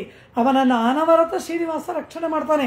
ಆ ತೊಂಡಮಾನ್ ಚಕ್ರವರ್ತಿ ಪರಮ ವೆಂಕಟೇಶನ ಭಕ್ತನಾಗಿ ಲೋಕದಲ್ಲಿ ವಿಖ್ಯಾತನಾದನಲ್ಲವ. ಅವನು ಯಾರು? ಪರಮ ಪಾಪಿಯಾದ ಮಾಧವ. ಆ ಪರಮ ಪಾಪಿಯಾದ ಮಾಧವ ಈ ಶೇಷಾಚಲದಲ್ಲಿ ಇರ್ತಕ್ಕಂತಹ ಒಂದು ಶಿಲೆಯ ಸ್ಪರ್ಶದಿಂದ ಸಕಲ ಪಾಪಗಳು ಕಳೆದು ಚತುರ್ಮುಖ ಬ್ರಹ್ಮ ಬಂದು ಭೋ ಭೋ ಮಾಧವ ವಿಪ್ರೇಂದ್ರ ಗತಪಾಪೋಸಿ ಕೇವಲಂ ಸ್ವಾಮಿ ತೀರ್ಥಸ್ಯ ನಿಕಟಂ ಗತ್ವಾ ಸ್ನಾತ್ವಾ ಚ ತಜ್ಜಲೆ ವರಾಹ ವದನಂ ನತ್ವಾ ತ್ಯಜ ದೇಹಂ ಆ ಮಹೀಸುರ ಸುಧರ್ಮಸ್ಯ ಸುತೋ ಭೂತ್ವ ಆಕಾಶನಾಮಾಥ ದಕ್ಷಿಣೆ ನಾರಾಯಣಪುರೇ ವೀರ ತೊಂಡ ದೇಶಾಧಿಪೋ ಭವ. ತೊಂಡಮಾನ್ ಚಕ್ರವರ್ತಿ ಆಕಾಶರಾಜ ಎಂಬ ಹೆಸರಿನಿಂದ ಆ ದೇಶವನ್ನು ನೀನು ಆಳುವವನಾಗಿ ಆಗ್ತೀಯಾ. ಅಷ್ಟು ಮಾತ್ರವಲ್ಲ, ನಿನಗೆ ಒಂದು ಅದ್ಭುತವಾದ ಪುತ್ರಿ ನಿನಗೆ ಜನಿಸ್ತಾಳೆ. ತವ ಪುತ್ರಿ ಜಗನ್ಮಾತಾ ಜಾಮಾತಾ ಚ ಜಗತ್ಪತಿ. ನಿನಗೆ ಸಾಕ್ಷಾತ್ ಮಹಾಲಕ್ಷ್ಮಿ, ಈ ಲೋಕದ ಮಾತೆ ಜಗನ್ಮಾತೆಯಾದ ಮಹಾಲಕ್ಷ್ಮಿ ನಿನಗೆ ಪುತ್ರಿಯಾಗಿ ಬರ್ತಾಳೆ. ಅವಳನ್ನ ಪರಮ ಪುರುಷೋತ್ತಮನಾಗಿರ್ತಕ್ಕಂತಹ ಪರಮಾತ್ಮನಾದ ಜಗತ್ಪತಿಯಾದ ವೈಕುಂಠವಾಸಿಯಾದವನು ಅವಳನ್ನು ವರಿಸುವುದಕ್ಕೆ ಬರ್ತಾನೆ. ಆ ಪರಮಾತ್ಮನಿಗೆ ನೀನು ಮಾವನಾಗಿ ಆಗ್ತೀಯಾ, ಶ್ವಶುರನಾಗಿ ಆಗ್ತೀಯಾ. ಇಷ್ಟೆಲ್ಲ ಭಾಗ್ಯ ಯಾವುದರಿಂದ? ಶೇಷಾಚಲಗಿರಿಯ ಸ್ಪರ್ಶದಿಂದ. ಕೇವಲ ಮಾಧವನಾಗಿ ಇದ್ದಾಗ ಮಾಡಿದ ಪಾಪಗಳು ಕಳೆದದ್ದು ಮಾತ್ರವಲ್ಲ, ಪರಮಾತ್ಮನ ಪರಮ ಭಕ್ತನಾದ ಅಷ್ಟು ಮಾತ್ರವಲ್ಲ, ದೇಶಕ್ಕೆ ಚಕ್ರವರ್ತಿಯಾದ ಅಷ್ಟು ಮಾತ್ರವಲ್ಲ, ಮಹಾಲಕ್ಷ್ಮಿಯನ್ನೇ ಪುತ್ರಿಯಾಗಿ ಪಡೆಯುವ ಮಹತ್ತಮವಾದ ಭಾಗ್ಯ ಇವನಿಗೆ ಏರ್ಪಟ್ಟದ್ದು ಆ ಅದ್ರಿ ಮಹಾತ್ಮ್ಯದಿಂದ.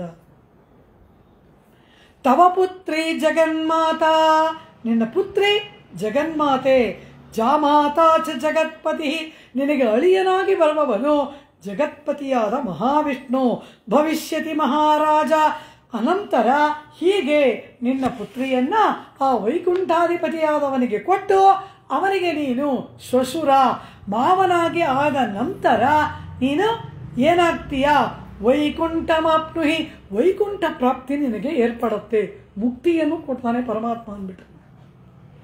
ಈ ದೇಹ ಕಳೆದು ಇಷ್ಟೆಲ್ಲ ಸೌಭಾಗ್ಯಗಳು ಈ ಲೋಕದಲ್ಲಿ ಏರ್ಪಟ್ಟು ಆ ಆಕಾಶರಾಜನ ಜನ್ಮಾಂತ್ಯದಲ್ಲಿ ಅವನಿಗೆ ಮುಕ್ತಿಯೂ ಕೂಡ ಏರ್ಪಡುತ್ತದೆ. ಆದ್ದರಿಂದ ಅಂತಹ ಆ ಕಾಲದಲ್ಲಿ ನಿನ್ನ ಬಳಿಗೆ ಈ ಶೇಷಾಚಲಕ್ಕೆ ಪರಮಾತ್ಮ ಬರೋದ್ರಿಂದ ಆ ಪರಮಾತ್ಮನ ಈ ಪಾದಸ್ಪರ್ಶ ಈ ಗಿರಿಗೆ ಆಗತ್ತೆ. ಆ ಕಾರಣ ನೀನು ಅದಕ್ಕೆ ಮುನ್ನ ಈ ಗಿರಿಗೆ ಬಂದು ನಿನ್ನ ಪಾದವನ್ನ ಶೇಷಾಚಲದಲ್ಲಿ ಇಟ್ಟಿದೀಯಾ. ಈ ಶೇಷಾಚಲಕ್ಕೆ ಇಂದಿನಿಂದ ವೆಂಕಟಾಚಲ ಎಂಬ ನಾಮ. ತದಾ ನಾಮ ಚಕಾರಾದ್ರೇ ವೆಂಕಟಾಚಲ ಇತಿ ಎಂಬುದಾಗಿ ಹೇಳ್ತಾರೆ. ವೆಂಕಟಾಚಲ ಅಂತ ಇಂದಿನಿಂದ ಈ ಗಿರಿಗೆ ನಾಮ ಏರ್ಪಡಲಿ. ವೆಂಕಟೇಶ ಬಂದೇ ಇಲ್ವಲ್ಲ ಇನ್ನ, ಅವನು ಬರೋಕ್ಕೆ ಮುಂಚೆನೇ ಇದು ಹೇಗೆ ವೆಂಕಟಾಚಲ ಆಯಿತು? ವೆಂಕಟೇಶ ಬಂದಿದ್ರಿಂದ ವೆಂಕಟಾಚಲ ಅಲ್ಲ, ಇಲ್ಲಿ ಬಂದಿದ್ರಿಂದ ಅವನು ವೆಂಕಟೇಶನಾದ. ಈ ಪರ್ವತದ ಸಂಬಂಧದಿಂದ ಅವನಿಗೆ ವೆಂಕಟೇಶ ಅಂತ ನಾಮಧೇಯ. ಅವನು ಬರುವುದಕ್ಕೆ ಪೂರ್ವಭಾವಿಯಾಗಿಯೇ ಈ ಗಿರಿ ವೆಂಕಟಾಚಲ ಇತಿ ಶ್ರುತಃ.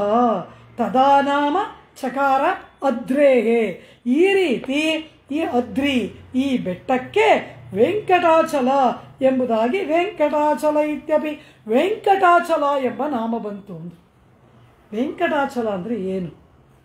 ವೆಂಕಟ ಶಬ್ದದ ಅರ್ಥವೇನು? ಯಾಕ ಪರ್ವತಕ್ಕೆ ವೆಂಕಟಾಚಲ ಎಂಬುದಾಗಿ ಚತುರ್ಮುಖ ಬ್ರಹ್ಮ ನಾಮವನ್ನ ಕೊಟ್ಟ ಎಂದರೆ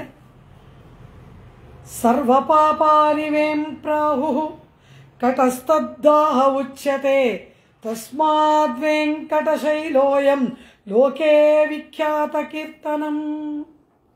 ವೇಮ್ ಅಂದರೆ ಘೋರವಾದ ಪಾಪಗಳು. ಈ ಮಾಧವ ಮಾಡದೇ ಇರೋ ಪಾಪಕ್ಕಿಂತನ ಏನೆಲ್ಲ ಮಾಡಬಾರ್ದು, ಬ್ರಾಹ್ಮಣನಾಗಲ್ಲ ಒಬ್ಬ ಮನುಷ್ಯನಾಗಿ ಏನು ಮಾಡಬಾರ್ದು ಅದನ್ನೆಲ್ಲ ಅವನು ಮಾಡ್ದ. ಅಂತಹ ಮಹಾಪಾಪಗಳು, ಪಂಚಮಹಾಪಾತಕಗಳು, ಉಪಪಾತಕಗಳು, ಅದು ಏನೇನೇ ಹೇಳತ್ತೆ, ಸಕಲ ವಿಧವಾಗಿರ್ತಕ್ಕಂತಹ ಘೋರವಾದ ಪಾತಕಗಳಿಗೆ ವೇಮ್ ಅಂತ ಹೆಸರು. ಅಂದರೆ ಏನು? ಸುಡುವುದು ಅಂತ ಅರ್ಥ. ನಮ್ಮನ್ನು ಸುಡೋದು, ನಮ್ಮ ಆತ್ಮವನ್ನು ಸುಡೋದು. ವೇಮ್ ಅಂದರೆ ಸರ್ವ ಪಾಪಾನಿ ವೇಂ ಪ್ರಾಹು, ಸಕಲ ವಿಧವಾದ ಪಾಪಗಳಿಗೂ ಕೂಡ ವೇಮ್ ಅಂತ ಹೆಸರು. ಕಟ ಅಂದರೆ ಸುಡುವುದು, ನಾಶ ಮಾಡುವುದು ಅಂತ ಅರ್ಥ. ಅಷ್ಟೂ ಪಾಪಗಳನ್ನು ಈ ಪರ್ವತ ಸುಟ್ಟು ಬಿಟ್ಟಿತು. ಮಾಧವನ ಶರೀರದಿಂದ ಅಗ್ನಿ ಉತ್ಪತ್ತಿಯಾಗಿ ಅವನ ಸಕಲ ಪಾಪಗಳು ಕೂಡ ಭಸ್ಮೀಭೂತವಾಯಿತಲ್ಲವ. ವೇಂ ಎಂಬ ಪಾಪಗಳು ಕಟ ದಹಿಸಲ್ಪಟ್ಟದ್ದರಿಂದ ವೆಂಕಟ. ವೇಂ ಸರ್ವಪಾಪಾನಿ ವೇಂ ಪ್ರಾಹು ಕಟಸ್ಥದಾಹ ಉಚ್ಯತೆ ತಸ್ಮಾತ್ ವೆಂಕಟಶೈಲೋಯಂ. ಸಕಲ ಪಾಪಗಳನ್ನು ದಹಿಸುವಂತಹ ಪರ್ವತವಾದ್ದರಿಂದ ವೆಂಕಟಾದ್ರಿ ವೆಂಕಟಾಚಲ ಎಂಬ ನಾಮ ಆ ಪರ್ವತಕ್ಕೆ ಏರ್ಪಟ್ಟಿತು. ಲೋಕೆ ವಿಖ್ಯಾತ ಕೀರ್ತನಂ. ಈ ಜಗತ್ತಿನಲ್ಲಿ ವೆಂಕಟಾಚಲ ಎಂಬುದಾಗಿ ಪ್ರಸಿದ್ಧಿಯನ್ನು ಪಡೆಯಿತು. ವೆಂಕಟೇಶ ಬಂದಿದ್ದರಿಂದ ವೆಂಕಟಾಚಲ ಅಲ್ಲ, ಪಾಪಗಳ ದಹಿಸಲ್ಪಡುವುದರಿಂದ ವೆಂಕಟ ಎಂಬ ನಾಮಧೇಯ ಇದಕ್ಕೆ ಏರ್ಪಟ್ಟಿತಲ್ವ. வேங்கடங்கள் மெய்மேல் வினை முத்தவம் தாங்கள் தங்கட்கு நல்லனவே செய்வார் வெங்கடத்துறைவார்க்கு நமவென்னலாங்கடமை அது சுமந்தார்கட்கே. திருவாய்மொழிಯಲ್ಲಿ நம்மாழ்வார் ஒழிவில் காலமெல்லாம் உடனாய் மன்னி ஒழிவிலா அடிமை செய்ய வேண்டு நாம் தெளிகுரல் அருவி திருவேங்கடத்து எழில்கொள் சோதி ಎಂದೆ ತಂದೆ ತಂದೈಕೆ. ನನ್ನ ತಂದೆಗೆ ತಂದೆಗೆ ತಂದೆಯಾದವನು ಆದಿಪುರುಷ ಅಂತ ಹೇಳ್ತಾರೆ. ಬ್ರಹ್ಮನಿಗೂ ಪಿತಾವಾದವನು, ಅಂತಹ ಪಿತಾಮಹನಿಗೂ ಪಿತಾವಾಗಿ ಇರ್ತಕ್ಕಂತಹ ಆ ಪರಮಾತ್ಮ ವೆಂಕಟೇಶ ಅವನು ಏನಾಗಿದ್ದಾನೆ ಅಂದರೆ ವೇಂ ಕಡಂಗಳ್. ವೇಂ ಎಂಬತಕ್ಕಂತಹ ಕಡಂಗಳ್ ಅಂದರೆ ಏನು? ಪಾಪಗಳು, ಸಾಲದ ಹೊರೆ, ಆ ಕರ್ಮದ ಹೊರೆ ಇದೆಯಲ್ಲ ವೇಂ ಎಂಬತಕ್ಕಂಥದ್ದು, ಆ ಕರ್ಮದ ಹೊರೆ ಮೈಮೇಲ್ ವಿನಯ್ ಮುತ್ತವಂ ನಮ್ಮ ಮೇಲೆ ಹಾಗೆ ಆವರಿಸ್ಕೊಂಡ್ಬಿಟ್ಟಿದೆ. ಪಾಪದ ರಾಶಿ ಅದು ನಮ್ಮನ್ನು ಪೂರ್ಣವಾಗಿ ಆವರಿಸ್ಕೊಂಡ್ಬಿಟ್ಟಿದೆ. ಅಂತಹ ಪಾಪಗಳಿಂದ ವೇಂಕಡಂಗಳ್ ಮೆಯ್ಮೇಲ್ ವಿನಯ್ ಮುತ್ತವಂ ತಾಂಗಳ್ ತಂಗಕ್ಕೆ ನಲ್ಲನವೇ ಶೈವಾರ್. ಅಂತಹ ಪಾಪಗಳಿಂದ ಬಿಡುಗಡೆಯನ್ನು ಪಡೆಯುವ ಸ್ಥಳ ಅದು. ಅಲ್ಲಿರುವ ಪರಮಾತ್ಮ ಅವನಿಗೆ ಕೈಂಕರ್ಯ ಮಾಡಬೇಕು ಅಂತಾರೆ ಸ್ವಾಮಿ ನಮ್ಮ. ಈ ರೀತಿ ವೇಂ ಸರ್ವಪಾಪಾನಿ ವೇಂ ಪ್ರಾಹು ಕಟಸ್ಥ ದಾಹ ಉಚ್ಯತೆ ತಸ್ಮಾತ್ ವೆಂಕಟಶೈಲೋಯಂ ಲೋಕೆ ವಿಖ್ಯಾತ ಕೀರ್ತನಂ ಎಂಬುದಾಗಿ ಭವಿಷ್ಯೋತ್ತರ ಪುರಾಣದಲ್ಲಿ ಹೇಳಲ್ಪಟ್ಟಿದೆ ಈ ಚರಿತ್ರೆ. ಈ ರೀತಿ ಆ ಮಾಧವನ ಪಾಪಗಳು ಮಾತ್ರವಲ್ಲ, ಸಮಸ್ತರ ಪಾಪವನ್ನು ಕೂಡ ಕಳೆಯುವಂತಹ ಗಿರಿ, ಅದಾದ್ದರಿಂದ ವೆಂಕಟಗಿರಿ ಎಂಬ ನಾಮಧೇಯ. ಪರಮಾತ್ಮ ಅಲ್ಲಿ ಬಂದು ನೆಲೆಸಿದ್ದರಿಂದ ಎಲ್ಲರ ಪಾಪಗಳನ್ನು ದಹಿಸುವಂತಹ ಪರ್ವತದಲ್ಲಿ ಇರುವುದರಿಂದ ಅವನು ವೆಂಕಟೇಶ. ವೆಂಕಟಗಿರಿಗೆ ಈಶ ಒಡೆಯ. ವೆಂಕಟ ಅದು ಗಿರಿ, ಆ ಗಿರಿಗೆ ಈಶ ಒಡೆಯ. ಅಲ್ಲಿ ನೆಲೆಗೊಂಡಂತಹ ಸ್ವಾಮಿಯಾದ್ದರಿಂದ ಅವನು ವೆಂಕಟೇಶ ಎಂಬುದಾಗಿ ಪುರಾಣಗಳು ಪರಮಾತ್ಮನಿಗೆ ನಾಮ ಬಂದದ್ದೇ ಗಿರಿಯಿಂದ ಅಂದ್ಬಿಡ್ತು. ಇದನ್ನು ಆಳ್ವಾರ್ ಬಹಳ ಚೆನ್ನಾಗಿ ಹೇಳ್ತಾರೆ. பரஞ்சென்றுஷேர் திருவெங்கடமாமலை குன்னமேந்தி குளிர்மலை காத்தவன் அந்நிஞாலம் அளந்த பிரான் பரஞ்சென்றுஷேர் திருவேங்கடமாமலை ஒன்னுமே தொழ ನಂವಿனை ಓಯುಮೆ. ಯಾವನು ದೊಡ್ಡ ಗೋವರ್ಧನ ಪರ್ವತವನ್ನು ಎತ್ತಿ ಸಮಸ್ತ ಗೋಕುಲವನ್ನು ಆ ಘೋರವಾದ ಮಳೆಯಿಂದ ರಕ್ಷಿಸಿದನು, ಯಾವನು ವಾಮನನಾಗಿ ಬಂದು ಸಮಸ್ತ ಭೂಲೋಕ ಸಮಸ್ತ ತ್ರಿಪಾದ್ ವಿಭೂತಿ ಏನಿದೆ ಅದರಂತೆ ಇರುವ ಈ ಲೀಲಾ ವಿಭೂತಿಯನ್ನೇ 3 ಪಾದಗಳಿಂದ ಅಳೆದನೋ ಅಂತಹ ಪರನ್ ಪರಾತ್ಪರನಾದ ಪುರುಷೋತ್ತಮನಾದ ಪರಮಾತ್ಮ ಚಂದ್ರಶೇರು ಎಲ್ಲಿಂದ ಬಂದ? ಪರಮಪದದಿಂದ ಬಂದು ಸೇರಿದ ಈ ಗಿರಿ ಅಂತಾರೆ. ಪರನ್ ಚಂದ್ರಶೇರುಂ ತಿರುವೆಂಗಡಮಾಮಲೈ. ಆ ಪರನ್ ಪರಮಾತ್ಮನಾದ ವೈಕುಂಠಾಧಿಪತಿ ವೈಕುಂಠವನ್ನು ತೊರೆದು ಇಲ್ಲಿಗೆ ಆಗಮಿಸಿ ಇಲ್ಲಿ ಬಂದು ನೆಲೆಯಾದಂತಹ ತಿರುವೆಂಗಡಮಾಮಲೈ, ಆ ಪರ್ವತವನ್ನು ನಾವು ನಮಸ್ಕರಿಸಿದರೆ ಸ್ಮರಿಸಿದರೆ ಸಾಕು, ನಂವಿನೈ ನಮ್ಮ ಘೋರವಾದ ಪಾಪಗಳೆಲ್ಲವೂ ಓಯುಮೆ ಇಲ್ಲವಾಗಿ ಬಿಡುತ್ತಲ್ಲ. ಎಲ್ಲ ಓಯುಮೆ ಅಂದ್ರೇನು, ದೇ ವಿಲ್ ಬಿ ಸಬ್ಸೈಡೆಡ್. ಮತ್ತೆ ತಲೆ ಎತ್ತೋದೇ ಇಲ್ಲ ಅವುಗಳು. ನಮ್ಮ ವಿನಯ್ ಅಂದರೆ ಪಾಪಗಳು, ನಮ್ಮ ಎಂಥ ಘೋರವಾದ ಪಾಪಗಳು ಕೂಡ ಓಯುಮೆ ಇಲ್ಲವಾಗಿ ಬಿಡುತ್ತದೆ ಅಂತಾರೆ ಸ್ವಾಮಿ ನಮ್ಮ ಆಳ್ವಾರ್. ಇದೇ ವೆಂಕಟ ಶಬ್ದದ ಅರ್ಥ. ಪುರಾಣಗಳಲ್ಲಿ ವ್ಯಾಸರು ಏನು ಹೇಳಿದ್ರು ಅದನ್ನು ಆಳ್ವಾರ್ ಹಾಗೇ ಹೇಳ್ತಾರೆ. ಅದು ಸಂಸ್ಕೃತ, ಇದು ತಮಿಳು. ಅದು ಸಂಸ್ಕೃತ ವೇದ, ಇದು ದ್ರಾವಿಡ ವೇದ. மே பரஞ்சென்று ತಿರುವೆಂಗಡ ಮಾಮಲೈ ಒನ್ನುಮೇ ತೊಳ ನಂವಿನೈ ಓಯುಮೇ. ಹಾಗೆ ಪಾಪಗಳನ್ನು ಕಳೆಯುವುದರಿಂದ ಅದಕ್ಕೆ ವೆಂಕಟಾದ್ರಿ, ವೆಂಕಟಾಚಲ ಎಂಬತಕ್ಕಂತಹ ನಾಮ ಪ್ರಾಪ್ತವಾಯಿತು ಅಂತ ಹೇಳ್ತಾರೆ. ಆಗ ಆ ಜನಕ ಮಹಾರಾಜ ಮತ್ತೆ ಪ್ರಶ್ನೆ ಮಾಡ್ತಾನೆ, ಎಂತಹ ಅದ್ಭುತವಾದ ಚರಿತ್ರೆ. ಆ ಶೇಷಾಚಲಕ್ಕೆ ಹೋಗಬೇಕಾಗೇ ಇಲ್ಲ, ಕೇಳಿದ್ರೇನೆ ಪಾಪಗಳು ಕಳೆಯುತ್ತದೆ ಎಲ್ಲವ. ಎಂತಹ ಅದ್ಭುತವಾದಂತಹ ಈ ಜನ್ಮ ಸಾರ್ಥಕವಾಗುವ ಚರಿತ್ರೆಯನ್ನು ಗುರುವರ್ಯ ತಾವು ಹೇಳಿದ್ರಿ. ಇನ್ನೂ ಕೂಡ ನನಗೆ ಕೇಳುವ ಆಸೆ, ಆ ವೆಂಕಟಾಚಲಕ್ಕೆ ಈ ಪರಮಾತ್ಮ ಯಾವಾಗ ಬಂದ, ಯಾಕೆ ಬಂದ, ಹೇಗೆ ಬಂದ, ಇದೆಲ್ಲವನ್ನ ತಾವು ನನಗೆ ತಿಳಿಸ್ಬೇಕು. ಕಥಂ ನಾರಾಯಣ ಪ್ರಾಪ್ತ ಕೇನ ಕಾರಣೇನ ಭೋಃ ತತ್ರಾಗಮ್ಯ ಕೃತಂ ಕಿಂತಂ ತನ್ಮಮಾಚಕ್ಷ ವಿಸ್ತರಾತೆ. ಕಥಂ ವೈಕುಂಠಲೋಕಂ ತು ತ್ಯಕ್ತವಾನ್ ಪುರುಷೋತ್ತಮ. ವೈಕುಂಠಲೋಕವನ್ನು ತ್ಯಕ್ತ್ವಾ ಬಿಟ್ಟು ಆ ಪುರುಷೋತ್ತಮ ಪ್ರಾಪ್ತ ಈ ಬೆಟ್ಟಕ್ಕೆ